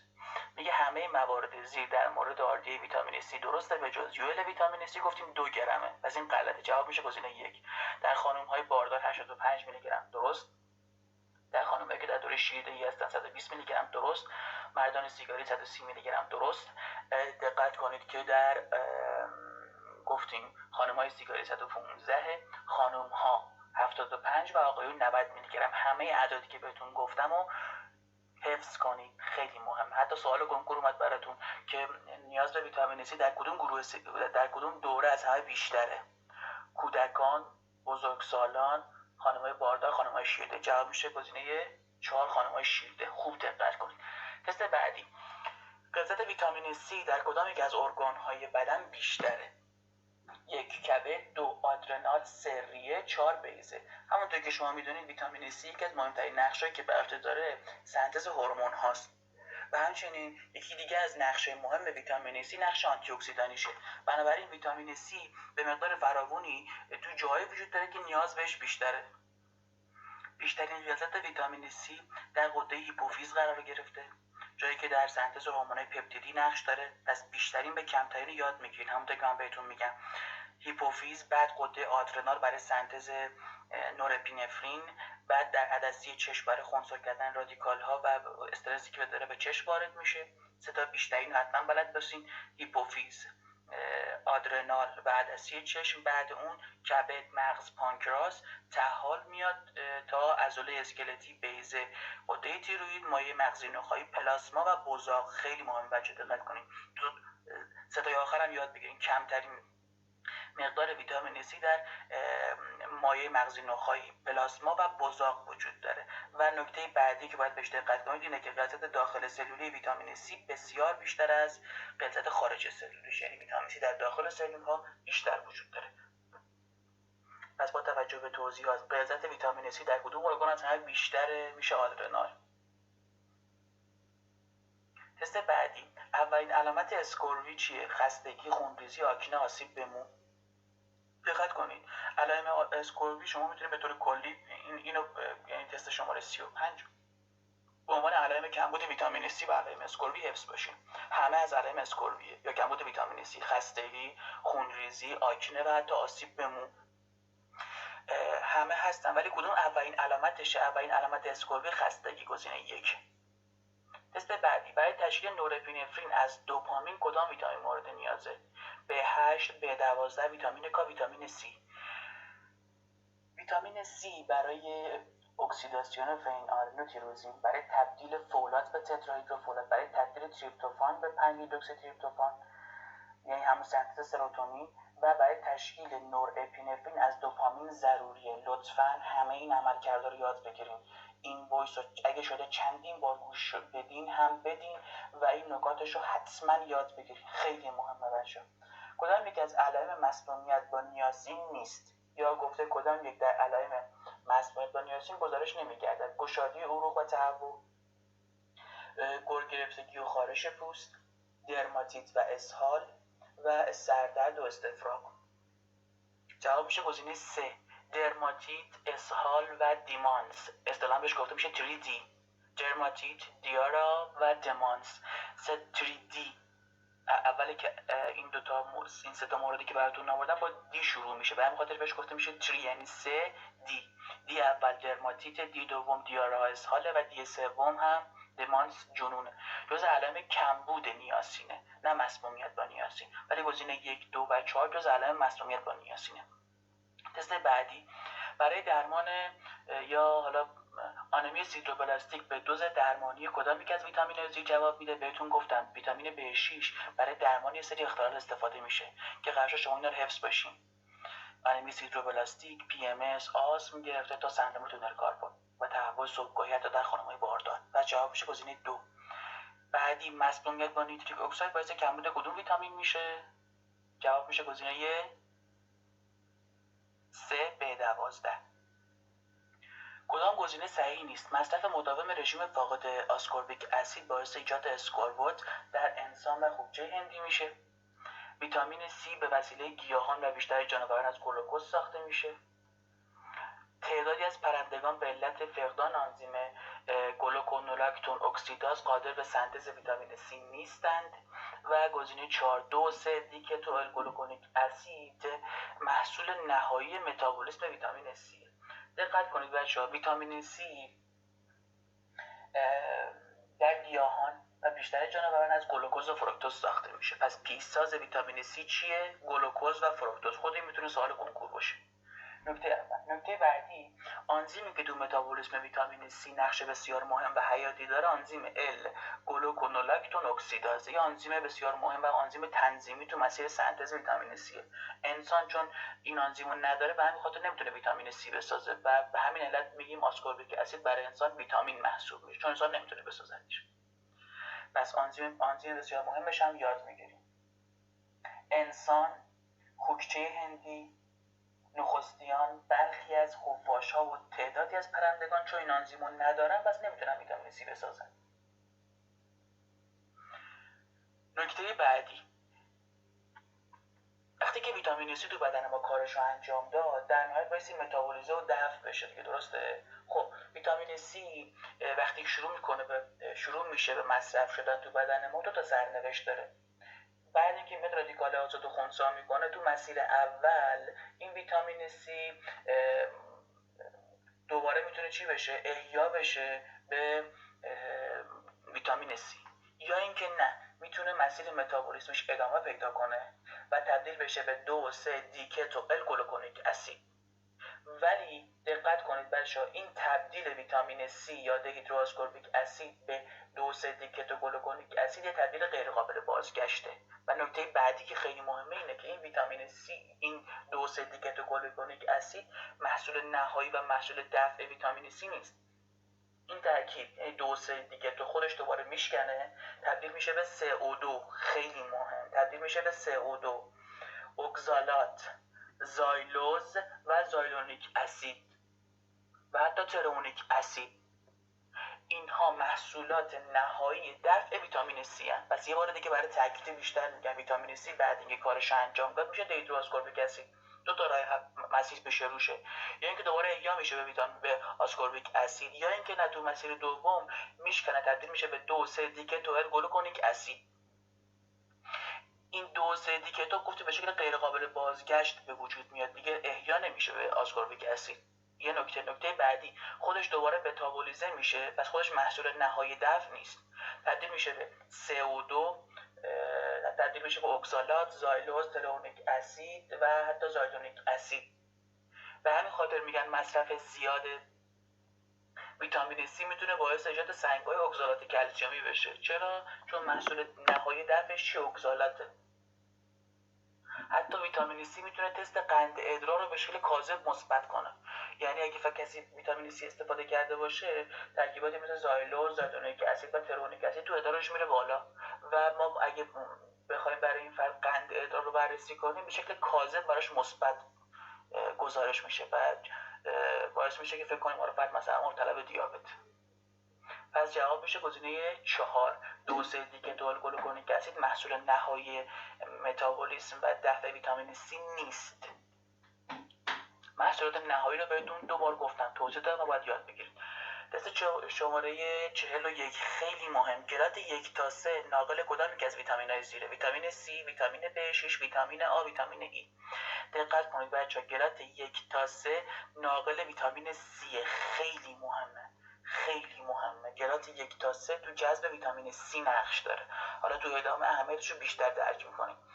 تست بعدی، سان هایپرسنسیتیویتی یا حساسیت به نور خورشید از علائم کمبود کدوم ویتامینه؟ دو تا واژه داریم بچه‌ها، یه فوتوفوبی داریم یعنی ترس از نور و یه سان هایپرسنسیتیویتی داریم یعنی حساسیت به نور خورشید. این دو تا موضوع کاملا با هم متفاوتن. کسی که فوتوفوبی یا ترس از نور داره نور رو تحمل نمیکنه، خب بایستی بره توی محیطی که نور نباشه. این میشه فوتوفوبی یا ترس از نور. مثلا از علائم کمبود مثلا B2 بود اگه یادتون باشه، از علائم کمبود رویه، از علائم کمبود ویتامین آ. ولی حساسیت به نور خورشید به این صورت نیست. حساسیت به نور خورشید به این صورته که اگه فردی کمبود به عنوان مثال یه ویتامین خاصی داشته باشه که جواب تست ما هست، این باعث میشه که وقتی فرد در مواجهه با نور خورشید قرار گرفت، اون قسمتی از بدن که در مواجهه با نور خورشید قرار میگیره به شکل درماتیت و حالا خودمونی ترش بگم تغییر رنگ میده و به رنگ سیاه در میاد. مثلا کازل نکلس یا گردنبند کازال از علائم کمبود B3 بود دیگه بچه‌ها، درسته؟ تو فردی که کمبود B3 یا نیاسین داره چه اتفاقی میفته؟ حساسیت به نور خورشید اتفاق میفته. یعنی اون قسمتی از بدن که در مواجهه با نور خورشید قرار میگیره درماتیت میشه. دقیقاً تو فردی که کمبود B3 داره، مثلا از اون ناحیه گردن که در مواجهه با نور خورشیده به رنگ سیاه در بیاد. به همین خاطر بهش گفته میشه گردنبند کازال. پوست، خصوصا پوست ناحیه دست که در مواجهه با نور خورشید قرار میگیره درماتیت میشه. پس فوتوفوبی با حساسیت به نور خورشید با هم فرق داره. حساسیت به نور خورشید از علائم کمبود B3 یا نیاسینه. دقت کنید. تست بعدی برای ارزیابی وضعیت تیامین فعالیت کدام آنزیم اندازه‌گیری میشه؟ گلوتاتیون ردوکتاز، پیرودوکسیل فسفات اکسیداز، پیروات دهیدروژناز، ترانس کتولاز. تو جدول صفحه 95 بهتون یه جنبندی خیلی خفن و چوب در مورد شاخصایی که برای ارزیابی وضعیت ویتامین‌ها استفاده میشه رو ارائه دادم. از این جدول خیلی سوال کنکور اومده. مثلا برای ارزیابی وضعیت ویتامین آ چند تا شاخص نام برده بودیم اگه یادتون باشه. گفتیم اونی که روتین تر رتینول سرومه. برای ارزیابی وضعیت ویتامین دی اندازه‌گیری 25 هیدروکسی کلسیفرول. برای ارزیابی وضعیت ویتامین K اندازه‌گیری آلفا توکوفرول پلاسما. ما چند تا روش دیگه هم داشتیم بچه‌ها، ولی اونی که روتینه اینه. برای ارزیابی وضعیت ویتامین ای گفتیم آلفا توکوفرول پلاسما. برای ارزیابی وضعیت ویتامین K از تست PT استفاده می‌کنیم. برای ارزیابی وضعیت ویتامین B1 از اندازه‌گیری فعالیت آنزیم ترانسکتولاز اریتروسیت استفاده می‌کنیم. خیلی مهم. چندین بار سوال کنکورتون بوده. برای ارزیابی وضعیت ویتامین B2 از اندازه‌گیری فعالیت آنزیم گلوتاتیون ردوکتاز. برای ارزیابی وضعیت ویتامین B3 از اندازه‌گیری متابولیت‌های در پیتویتار استفاده می‌کنیم. B5 اندازه‌گیری پانتوتونیک اسید سرم. برای ارزیابی وضعیت B6 از PLP پلاسما. بیوتین برای ارزیابی وضعیتش از بیوتین پلاسما و در فدرالی 3 هیدروکسی ایزووالریک اسید گفتیم استفاده می‌کنیم. برای ارزیابی وضعیت فولات خیلی مهم از فولات RBC استفاده می‌کنیم. خیلی مهم. برای ارزیابی وضعیت B12 از تست متیل مارونیک اسید ادرار استفاده می‌کنیم و برای ارزیابی وضعیت ویتامین C هم از آسکوربات پلاسما یا لوکوسیت استفاده می‌کنیم.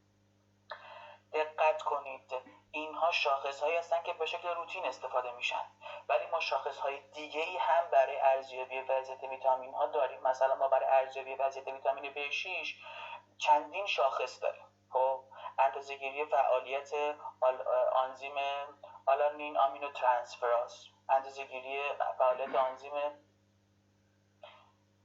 آسپارتات آمینو ترانسفراز، اندازه‌گیری پیرودوکسین سرم. ولی اونی که روتینه، اونی که بیشتر استفاده میشه کدوم PLP پلاسماست. پس یه بار دیگه تاکید میکنم اینا شاخص‌هایی هستن که به شکل روتین استفاده میشه. یعنی اگه شما خواستین یه پایان نامه اجرا کنین بیاین وضعیت فولات رو ارزیابی کنین، ما 10 تا شاخص داریم برای ارزیابی وضعیت فولات، ولی اونی که روتینه، اونی که بیشتر استفاده میشه کدوم فولات RBC، اونی که معتبرتره کدوم فولات RBC. پس جواب تست ما میشه برای ارزیابی وضعیت تیامین از اندازه‌گیری فعالیت آنزیم ترانسکتولاز اریتروسیت استفاده میشه. خیلی مهم. گزینه 4. کدام گزینه در مورد جذب و زیست دسترسی ویتامین B6 به درستی مطرح نشده است؟ زیست دسترسی B6 در رژیم غذایی مخلوط 75%، قابلیت هضم B6 در منابع غذایی حیوانی 10% کمتر از منابع غذایی گیاهیه. آنزیم لاکتات فلوروزن هیدرولاز در هیدرولیز PNG نقش داره. این ویتامین قبل از جذب در قشای حاشیه مسواکی روده توسط آنزیم آلکالین فسفاتاز دفسفوریله میشه. دقت کنید بچه‌ها، زیست دسترسی ویتامین B6 در افرادی که رژیم غذایی مخلوط استفاده میکنن 75% و این زیست دسترسی یعنی زیست دسترسی مواد غذایی در رژیم غذایی مخلوط بیشتر از مواد رژیم غذایی گیاهیه. پس زیست دسترسی در مورد ویتامین B6 در رژیم غذایی مخلوط 75% و بالاتر از رژیم غذایی گیاهیه. همچنین گزینه 2 از گزینه 1 شد درست شد. گزینه 2 قابلیت هضم B6 در منابع حیوانی 10% کمتر از منابع گیاهی. غلط. قابلیت هضم B6 10% بیشتره در منابع حیوانی. گزینه 3 آنزیم لاکتات فلوروزین هیدرولاز تو جذب B6 نقش داره و گزینه 4 هم اینه که ویتامین B6 میدونید که به طور کلی ترکیبات تو بدن ما ترکیبات فسفوریده نمیتونن به راحتی از قشا عبور کنن به همین خاطر ویتامین B6 قبل اینکه قشا عبور کنه یه بار دفسفوریله میشه به کمک آنزیم آلکالن فسفاتاز و بعد اینکه وارد سلول شد این ویتامین میتونه به کمک آنزیم کیناز فسفوریله بشه و از این طریق در داخل سلول به دام بیفته. پس لازمه که B6 یه بار قبل ورود به داخل سلول برای عبور از قشا دفسفوریله بشه که آنزیم آلکالن فسفاتاز تو روده این کار رو انجام میده و بعد اینکه وارد سلول روده شد برای که در داخل سلول روده به دام بیفته بایستی وسیله آنزیم کیناز هم چی بشه؟ فسفوریله بشه. این در مورد همه ویتامین‌ها و املاح صادقه بچه‌ها. هر ویتامینی که تو ساختمانش فسفر داشته باشه نمیتونه قشا عبور کنه. به همین خاطر بایستی دفسفوریله بشه، بعد اینکه قشا عبور کرد بایستی در داخل سلول فسفوریله بشه. و جواب شد گزینه دو. گزینه دو نادرسته. ریز دسترسی B6 تو منابع غذایی حیوانی 10% بیشتر از منابع غذایی گیاهی. لطفاً مابقی گزینه‌ها رو حتما حفظ کنید. تست بعدی. شایع‌ترین شکل کوانزیمی ویتامین B6 کدومه؟ PMG پیرودوکسامین فسفات، PLP پیرودوکسال فسفات و پیرودوکسامین. میدونیم که ویتامین B6 به سه فرم آلدهیدی پیرودوکسال، به فرم الکلی پیرودوکسین یا PN و به فرم آمینی پیرودوکسامین یا PM وجود. پس PMP چیه؟ پیرودوکسامین فسفات فرم آمیدیشه، PNP پیرودوکسین فسفات یا فرم الکلیشه و PLP یا پیرودوکسال فسفات فرم الکلیشه، فرم آلدهیدیشه.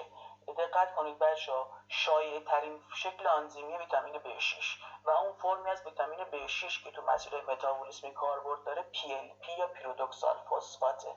جواب میشه گزینه 3 که این چندین بار تست کنکورتون بوده. پس اگر گفتن تو فلان واکنش بیوشیمیایی کدوم فرم ویتامین B6 شرکت میکنه، جواب میشه چی؟ PLP یا پیرودوکسال فسفات.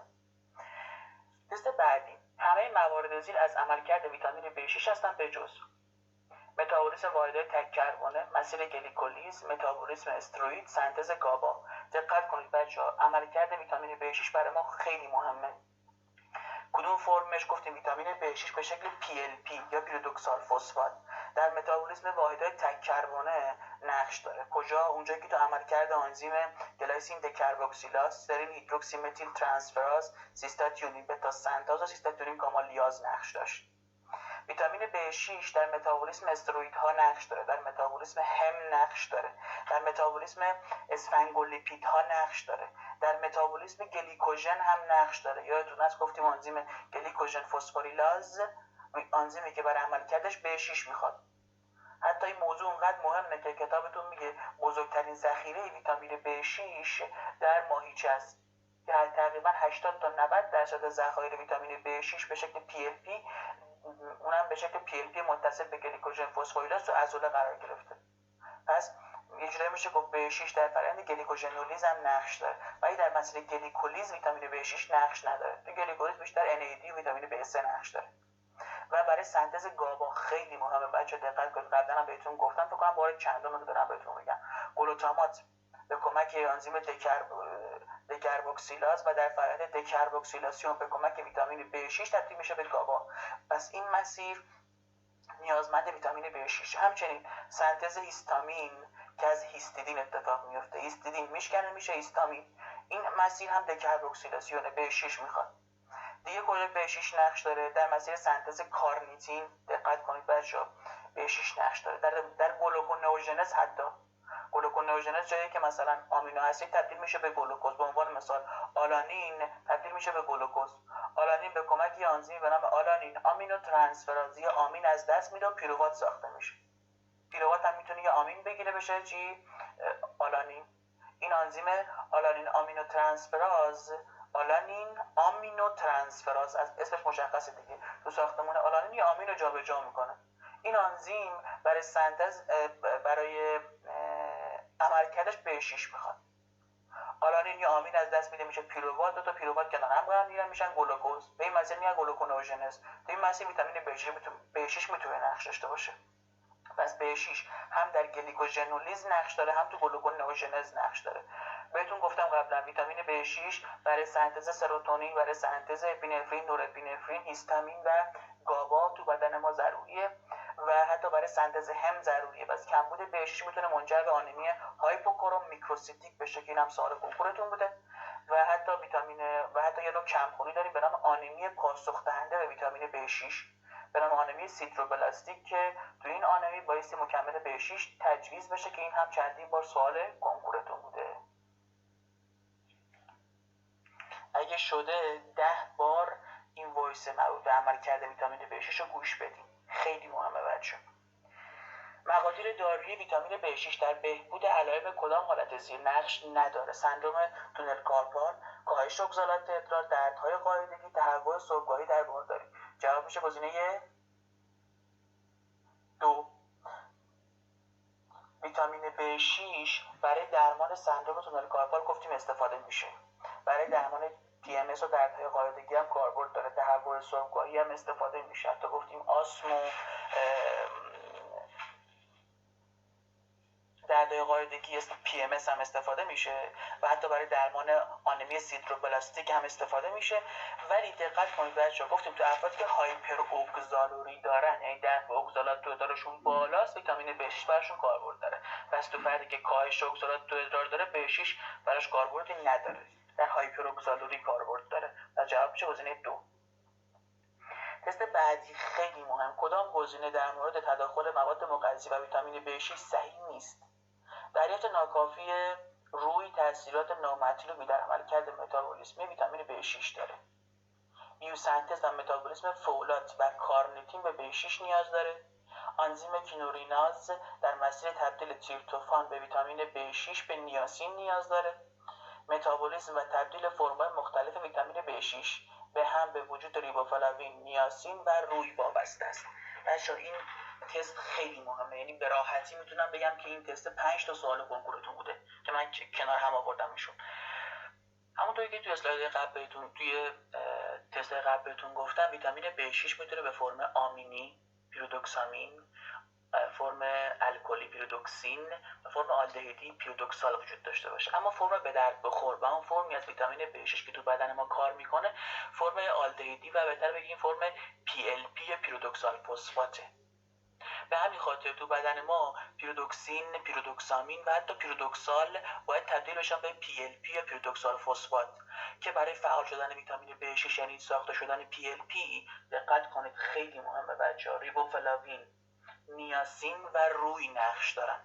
پس در متابولیسم و تبدیل فرم‌های مختلف ویتامین B6 به هم ریبوفلاوین، نیاسین و روی نقش دارن و کمبود هر کدوم از اینها یعنی ریبوفلاوین، نیاسین و روی میتونه باعث اثرات نامطلوبی در عملکرد ویتامین B6 بشه. پس تا به اینجای کار گزینه 1 و 4 درستن.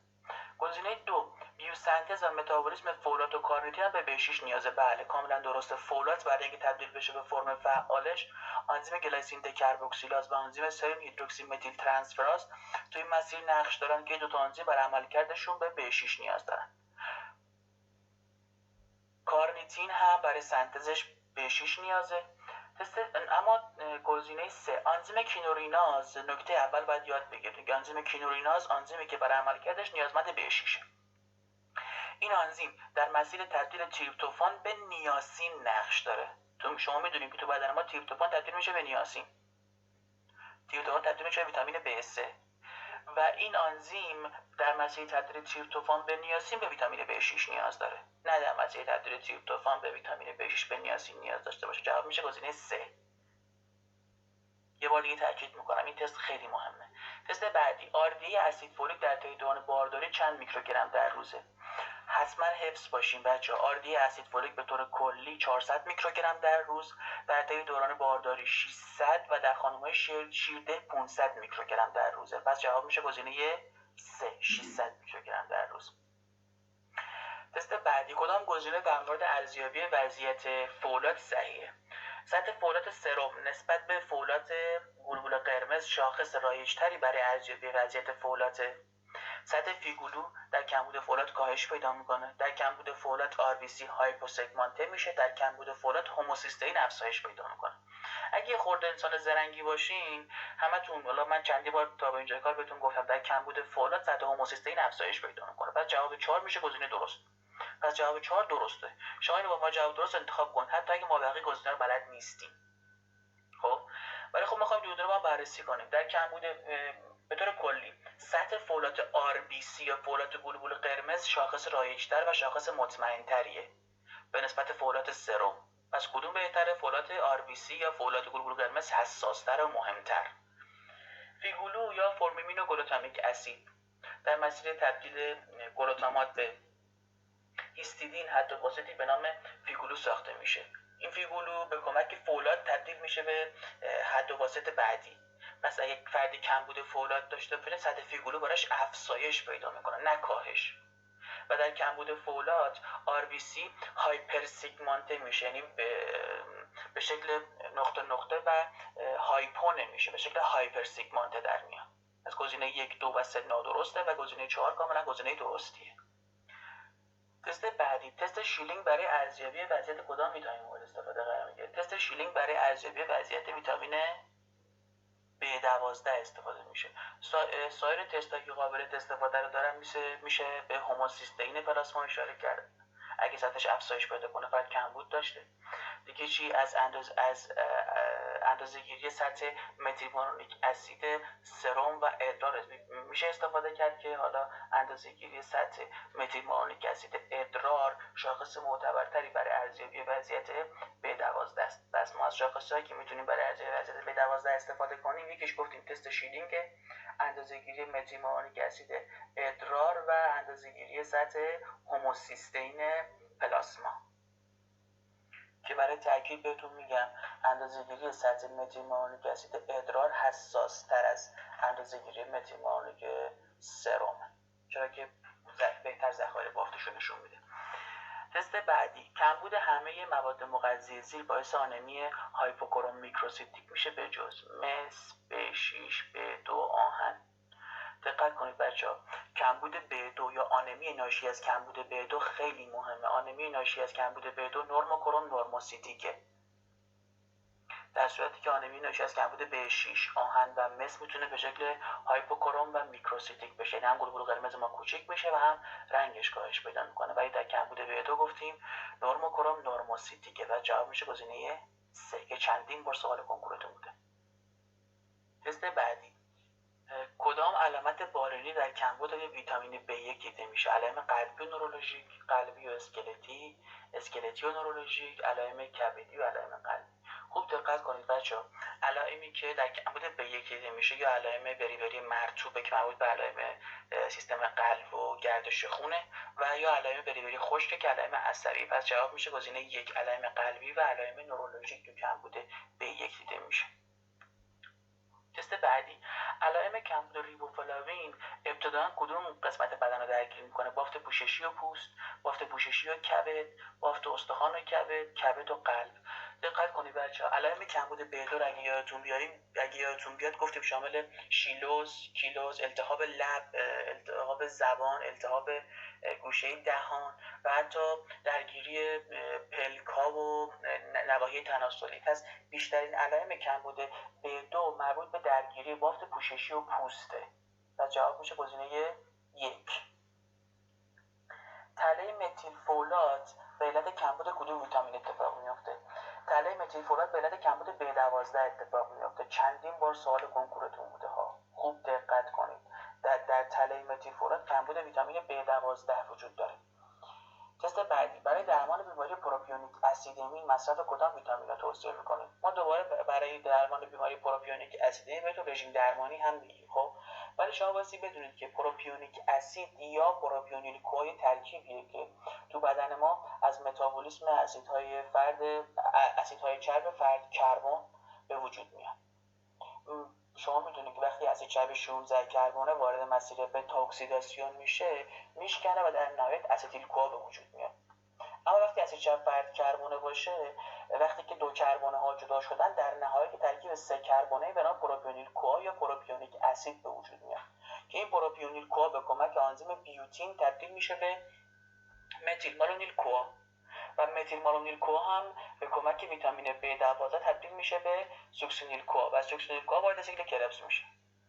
پس اگه فردی کمبود B8 یا بیوتین داشته باشه چه اتفاقی میفته؟ پروپیونیل کوآ براش تبدیل به پروپیونیک اسید نمیشه، متیلمالونیک اسید نمیشه و سطح پروپیونیک کوآ یا پروپیونیک اسید براش افزایش پیدا میکنه و میتونه باعث ایجاد اختلالات متابولیسمی بشه. پس برای درمان پروپیونیک اسیدمی از کدوم ویتامین استفاده میکنیم؟ بیوتین یا B8. حالا گفته‌هامو کامل‌تر میکنم. پروپیونیل کوآ یه ترکیب 3 کربنی که تو بدن ما از متابولیسم اسیدهای چرب فرد کربن به وجود میاد. پروپیونیل کوآ به کمک آنزیم پروپیونیل کوآ کربوکسیلاز که به ویتامین بیوتین نیاز داره تبدیل میشه متیل مالونیل کوآ. متیل مالونیل کوآ هم به وسیله آنزیم متیل مالونیل کوآ موتاز که برای عملکردش B12 نیاز داره تبدیل میشه به سوکسینیل کوآ. بنابراین اگر برای فردی سطح پروپیونیل کوآ یا پروپیونیک اسید افزایش پیدا کنه نشون میده که این فرد چی داشته؟ کمبود B8 یا کمبود بیوتین داشته که برای درمان چی توصیه میکنیم؟ B8 یا بیوتین. اما اگه فردی براش سطح متیل مالونیک اسید افزایش پیدا کرد این فرد کمبود چی داشته؟ این فرد کمبود B12 داره. برای درمان چی توصیه میکنیم؟ مکمل B12. تست بعدی، ناقل اصلی کوبالامین در جریان خون به بافت‌های محیطی کدام یک از پروتئین‌های زیر آلبومین، ترانسکوبالامین 3، ترانسکوبالامین 2، ترانسکوبالامین 1. دقت کنید بچه‌ها، B12 پروسه جذبش رو بهتون گفتم، یه بار دیگه حتما پروسه جذبش رو گوش کنید. بعد اینکه جذب شد وارد گردش خون میشه. گفتیم B12 تنهایی جایی نمیره. مثلا تو غذا پروتئین متصله، در ناحیه دهان همچنان به پروتئین متصله، تو معده به آپتوکورین متصل میشه، تو B12 فاکتور داخلی متصل میشه. وقتی جذب شد به روش انتقال فعال تو گردش خون به چی متصل میشه؟ به پروتئین به نام ترانسکوبالامین متصل میشه. ترانسکوبالامین 1، 2 و 3. ولی ناقل اصلی B12 دقت کنید ترانسکوبالامین 2. چندین بار سوال کنکورتون بوده. پس ناقل اصلی ترانسکوبالامین 2. تست بعدی، اندازه‌گیری ضعف ادراری متیل پیرودین کربوکسامید برای ارزیابی وضعیت کدام یک از ریزم غذایی زیر استفاده میشه؟ B6، B3، B9، B2. اندازه‌گیری ضعف ادراری متیل پیرودین کربوکسامید برای ارزیابی وضعیت B2 یا ریبوفلاوین استفاده میشه. تست بعدی، آنزیم کنجوگاز یا آنزیم گاما گلوتامیل هیدرولاز در حاشیه مسواکی روده در جذب کدام یک از ویتامین‌های زیر نقش داره؟ B6، B3، B9، B2. آنزیم گاما گلوتامیل هیدرولاز در جذب فولات نقش داره. میدونید که فولات به فرم مونوگلوتاماته و فرم پلیگلوتاماته وجود داره. فولات پلیگلوتاماته نمیتونه به راحتی از قشا عبور کنه، بنابراین تبدیل میشه به فولات مونوگلوتامات و فولات مونوگلوتامات از قشا عبور میکنه. بعد اینکه وارد سلول شد، برای اینکه در داخل سلول به دام بیفته دوباره تبدیل میشه به فولات پلیگلوتامات. پس جوابش گزینه 3. کمبود آهن و ویتامین C منجر به اختلال در استفاده از کدام یک از ریزم غذایی زیر میشه؟ B12، B3، فولات، B2. دقت کنید کمبود آهن و ویتامین C باعث اختلال در استفاده از فولات میشه تو بدن ما، خیلی مهمه. تست بعدی، کدام گزینه در مورد ریبوفلاوین صحیح نیست؟ در تبدیل B6 به فرم فعالش نقش داره. بله، آنزیم پیرودوکسین فسفات اکسیداز، آنزیمی که برای عملکردش B2 میخواد و این آنزیم در متابولیسم B6 در تبدیل B6 به فرم فعالش یعنی PLP نقش داره. بیکربنات سدیم موجود در کنسرو سبزیجات پخته باعث کاهش ریبوفلاوین میشه. این گزینه هم کاملا درسته. اینو به عنوان نکته حفظ میکنید بچه‌ها. مناسب ترین روش برای ارزیابی فعالیت فولات یا مناسب ترین روش برای ارزیابی وضعیت فولات اندازه‌گیری فعالیت گلوتامات دیهیدروژناز کبدیه. تو جدولی که براتون تو جنبندی آماده کردم براتون آوردم مناسب ترین روش برای ارزیابی وضعیت ریبوفلاوین اندازه‌گیری فعالیت آنزیم گلوتاتیون ردوکتازه. ریبوفلاوین در خون به شکل آزاد و متصل به آلبومین وجود داره. اینم کاملا درسته. پس جوابش گزینه 3. گزینه 3 نادرسته. لطفاً همه اینا که بهتون این 4 تا گزینه که براتون آوردم رو حفظ کنید. هر 4 تاش سوال کنکورتون بوده. گزینه 1 بیشتر از 2 بار سوال کنکورتون بوده. تست بعدی، کینورانین حد واسط کدام مسیره؟ کینورانین به وسیله آنزیم کینوریناز تبدیل میشه به سایر سایر حد و واسطهای مسیر تبدیل تریپتوفان به نیاسین. پس جواب میشه گزینه 2. و دقت کنید آنزیم کینوریناز آنزیمی که برای عملکردش به B6 نیاز داره.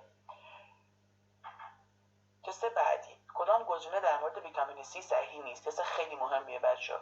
در طول دوره‌های استرس فیزیولوژیک و استرس روانی ویتامین C در ادرار به ترتیب افزایش و کاهش پیدا می‌کنه.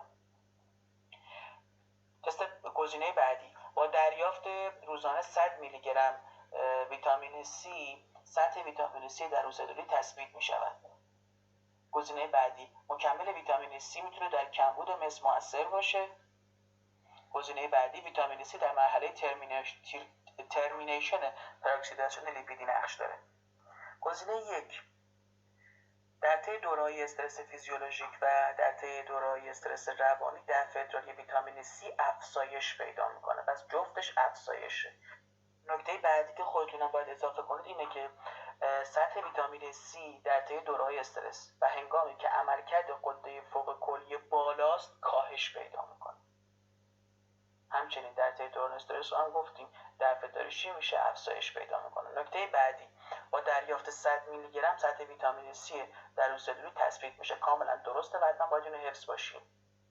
نکته بعدی که خیلی مهمه، تجویز مکمل ویتامین C میتونه باعث کمبود مس بشه. چندین بار سوال کنکورتون بوده. و گزینه آخر هم کاملا گزینه درسته. ویتامین C در مرحله ترمینیشن پراکسیداسیون لیپیدی نقش داره. همچنین دقت کنید ویتامین E هم همینجا نقش داره. ویتامین E و ویتامین C در مرحله ترمینیشن پراکسیداسیون لیپیدی نقش دارن و حتما اینو با عنوان گزینه درست به ذهن میسپارید. خیلی مهمه بچه‌ها. پس جواب شد گزینه 1. تست بعدی، کدام گزینه در مورد ویتامین C درسته؟ انسولین ویتامین C به داخل سلول رو مهار میکنه. انسولین ورود ویتامین C به داخل سلول رو مهار میکنه. جمله درست یا غلطه؟ میخوایم با هم بررسی کنیم، توجیهش کنیم. مثلا دقت کنید بچه‌ها، گفتیم گلات 1 تا 3 در جذب ویتامین C نقش دارن. درسته؟ و باعث ورود ویتامین C به داخل سلول میشه. حالا فکر کنید یه فردی غذا مصرف کرده، شما از بیرون براش انسولین هم تجویز کردید. گلات 1 تا 3 وظیفه‌شون چیه؟ یا شما از بیرون انسولین تجویز کردین یا اینکه قند خونش رفته بالا، در نتیجه افزایش قند خون انسولین ترشح شده براش. خب قند خونش که بالاست، پس گلات 1 تا 3 تا اینجای کار چیکار میکنن؟ دارن گلوکوز رو وارد سلول میکنن. فعلا دست نگه داشتن کاری به ویتامین C ندارن. اما همین زمانی که انسولین تجویز میشه یا انسولین آزاد میشه از پانکراس چه اتفاقی میفته؟ گلات 4 برای قشر سلول قرار میگیره و گلوکوز رو وارد سلول میکنه. دیگه گلات 1 تا 3 خود سرشون خلوت میشه. چیکار میکنن؟ ویتامین C هم وارد سلول میکنن. بنابراین با تجویز انسولین یا بالا رفتن سطح انسولین ورود ویتامین C به داخل سلول افزایش پیدا میکنه. پس انسولین ورود ویتامین C به داخل سلول رو تحریک میکنه، مهار نمیکنه. گزینه 2، ویتامین C یا بهتر اینطوری بگیم سطح پلاسمایی ویتامین C در کنیم. قند خونش بالاست. سطح پلاسمایی ویتامین C تو این فرد چطوریه؟ خب دقت کنید بچه‌ها، فردی که دیابتیه یا انسولین وجود نداره یا انسولین خوب نمیتونه کار کنه. بنابراین عملا گلات 4 برای این فرد چی شده؟ دیگه وجود نداره. پس گلات 1 تا 3 وظیفه اصلیشون رو انجام میدن، یعنی ورود گلوکوز به داخل سلول. پس دیگه ویتامین C رو کمتر وارد سلول میکنه. بنابراین در این افراد سطح پلاسمایی ویتامین C چی میشه؟ افزایش پیدا میکنه. پس کاملا گزینه 2 گزینه درستیه. گزینه 3 چطور؟ سطح سلولی ویتامین C در بیمار دیابتی بالاتره. گفتیم چون تو این افراد انسولین وجود نداره یا اگه انسولین هم هست نمیتونه خوب کار کنه، گلوکوز بنابراین نمیتونه وارد سلول کنه. به همین علت گلات 1 تا 3 وظیفه اصلیشون رو انجام میدن، یعنی گلوکوز وارد سلول میکنن. بنابراین ورود ویتامین C به داخل سلول کاهش پیدا میکنه و سطح ویتامین C داخل سلول کم میشه. پس گزینه 3 نادرسته، اون بالاش غلطه، باید کمتر باشه. و گزینه آخر که میگه گلات تو جذب ویتامین C نقش ندارن که قطعا نادرسته.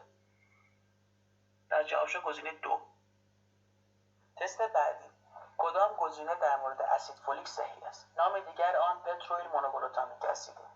در کمبود B12 سطح اسید فولیک گلبول قرمز افزایش پیدا میکنه.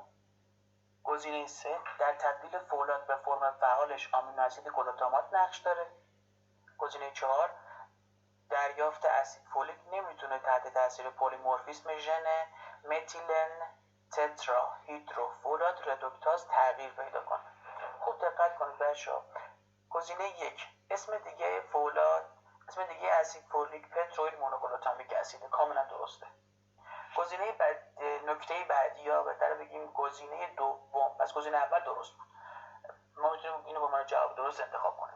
گزینه بعدی در کمبود فولاد، در کمبود B12 سطح فولاد RBC افزایش پیدا میکنه.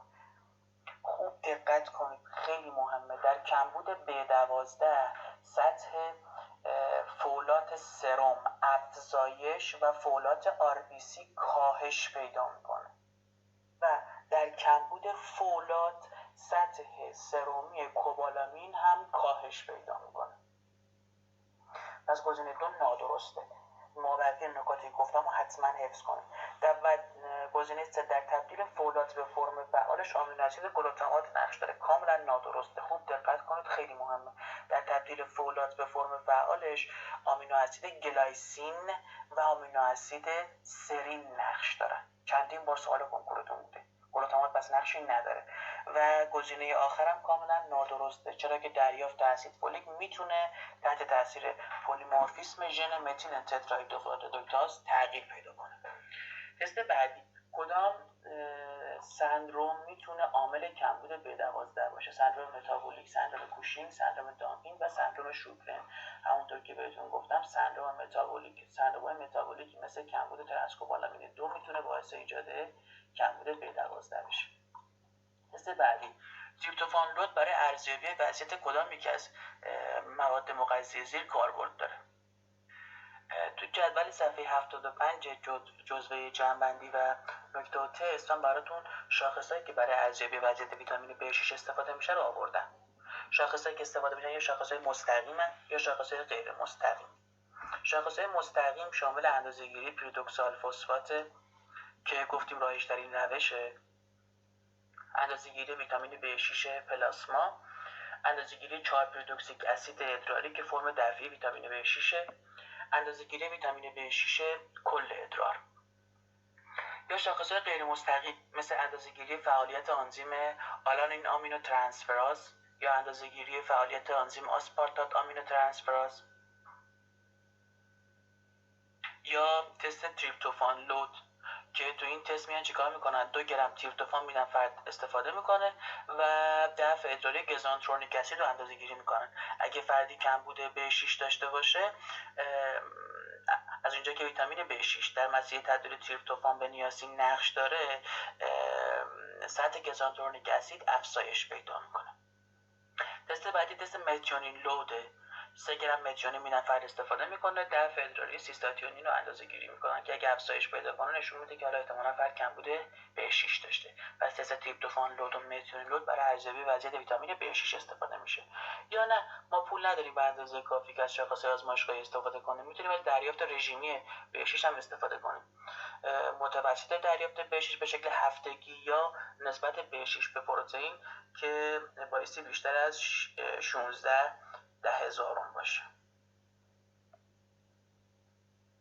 پس جواب تست ما میشه گزینه 4 تریپتوفان لود یا متیونین لود برای ارزیابی وضعیت ویتامین B6 استفاده میشه. تست بعدی، اولین علامت بالینی کمبود کوبالامین مربوط به کدام حالت نورولوژیکه؟ آتاکسی، گرفتگی عضلات، مرمور شدن، بی‌اختیاری. ببینید همه علائمی که تو گزینه 1 تا 4 اومده جز علائم کمبود B12 هست. اولین علامت نورولوژیک به شکل مرمور شدن یا پاراستزیا میشه گزینه 3. تست بعدی، کدام یکی از علائم بالینی کمبود بیوتین نیست؟ 1 آتاکسی، 2 التهاب ملتهمه، 3 اختلال در اعضای محیطی، 4 تأخیر در رشد. دقت کنید، التهاب ملتهمه جز علائم دقت کنید کمبود چی بود؟ B2 B6 بود، یکی از مهمترین علائمشون بود و در صورتی که گزینه 1 3 و 4 جز علائم کمبود B8. تست بعدی، کدام یکی از ویتامین های زیر برای ایفای نقش در متابولیسم واحدهای تک کربن توسط اسید فولیک مورد نیازه. B2 B3 B6 B1 دقت کنید بچه‌ها، B2 و B6 در فعال شدن فولاد نقش بسیار مهمی دارد، ولی اونی که در ایفای نقش در متابولیسم واحد تک کربن نقش مهمی داره B1 یا تیامینه. تنها مکانیزم شناخته شده اسید فولیک در فرآیند اپیژنتیک کدام مسیر زیر سنتز پورین، سنتز تیمیدین، ریمتیلاسیون هوموسیستئین، سنتز پریمیدین ها. در فرآیند اپیژنتیک تنها مکانیزمی که فولاد در اون شناخته شده نقشش ریمتیلاسیون هوموسیستئین. جواب میشه گزینه 3. گزینه تست بعدی، کمبود همه موارد در هایپر هوموسیستئینمی دخالت داره به جز B12 B9 B1 B6. کمبود اگه یادتون باشه گفتم B6 B9 B12 در هایپر هوموسیستئینمی دخالت داره ولی کمبود B1 نقشی نداره. تست بعدی، شقاق روی لب، زخم گوشه دهان، التهاب زبان، گفتیم از علائم کمبود B2 یا ریبوفلاوینه. و تست بعدی، کدام ویتامین به عنوان سوبسترات برای خانواده پروتئین‌های سیرتوئین عمل میکنه و در نهایت از طریق این مسیر در طول عمر و ساختار کروماتین و ثبات ژنوم نقش داره. لطفاً توجه کنید که دو تا آنزیم پلی آدنوزیل دیفسفات پلیمراز یا PARP و سیرتوئین دو تا آنزیم بسیار مهمی هستند که در دیاسیلاسیون هیستون ها نقش دارن. این دو تا آنزیم برای عملکردشون وابسته به NAD هست. پس یاد میگیرید آنزیم سیرتوئین و آنزیم پلی آدنوزیل دیفسفات پلیمراز یا PARP دو آنزیم بسیار مهم هستند که وابسته به NAD هستند. پس جواب میشه گزینه 4. تست بعدی، کدام یکی از روش‌های زیر روش بهتری برای ارزیابی وضعیت فولاد و B12؟ فولاد RBC B12 سرم، B12 RBC فولاد سرم، اسید فولیک RBC B12 RBC اسید فولیک سرم B12 سرم. همونطور که شما می‌دونید B12 فولاد یا اسید فولیک موجود در RBC روش بهتریه. پس جواب ما میشه یا گزینه 1 یا میشه گزینه 3. گزینه 1 گفته بهترین روشی که برای ارزیابی B12 استفاده میشه B12 سرم. در مورد گزینه 3 گفته B12 RBC. همونطور که شما میدونید B12 سرم معتبرتر از B12 RBC. پس جواب میشه گزینه 1. تست بعدی خیلی سوال کنکور اومده بچه‌ها، دیگه سوالات خیلی روتین شده. سطح خونی آرسنیک تحت تاثیر کدام یکی از ویتامین‌های زیر قرار میگیره؟ آرسنیک یکی از عناصریه که برای اینکه دفع بشه نیاز به یک واحد متیل داره که این واحد متیلش رو فولاد براش تجویز میکنه. پس سطح خونی آرسنیک تحت تاثیر فولاد قرار میگیره. جواب میشه گزینه 1. و حتی چندین بار سوال کنکورتون هم بوده برای در فرآیند دفع آرسنیک کدوم ویتامین نقش داره؟ فولاد. برای ارزیابی وضعیت آرسنیک میتونیم به کدوم ویتامین اتکا کنیم؟ بازم فولاد. پس رابطه بین آرسنیک و فولاد رو خوب دریابیم. تست بعدی، همه موارد زیر از روش‌های مستقیم ارزیابی وضعیت B6 به جز. من براتون تو اون جدول به طور کامل شرح دادم و حتی یه جدول دیگه براتون گذاشتم که جمع‌بندی همه روش‌هایی که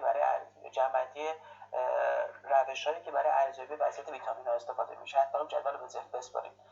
همه موارد از روش‌های مستقیم به جز پیودوکسول فسفات پلاسما، B6 پلاسما، دفع ادراری B6، غذات B6 اریتروسیت که همونطور که میدونید اندازه‌گیری غذات B6 اریتروسیت جز روش‌های غیر مستقیم محسوب میشه، در صورتی که گزینه 1 و 2 و 3 جز روش‌های مستقیم بودن.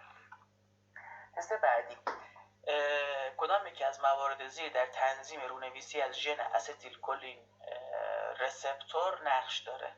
ویتامین A، ویتامین C، ویتامین E، ویتامین B1. بچه دقت کنید، ویتامین C در بیان ژن چند تا ترکیب نقش داره که یکی از این ترکیبات حالا تو این تست اومده گیرنده استیل کلین. سایر ژن ها رو هم من توی نکته و تست اون در جدول صفحه 2 براتون آوردم. ویتامین C در نسخه برداری از ژن ها و ترکیباتی مثل کلاژن، الاستین گیرنده استیل کلین، پروتئین FRA1 پروتئین NF کاپاوی و برخی از اشکال سایتوکروم، آنزیم تیروزین هیدروکسیلاز، اینتگرین های کلاژن و برخی از یوبیکویتون ها تو بدن ما نقش داره.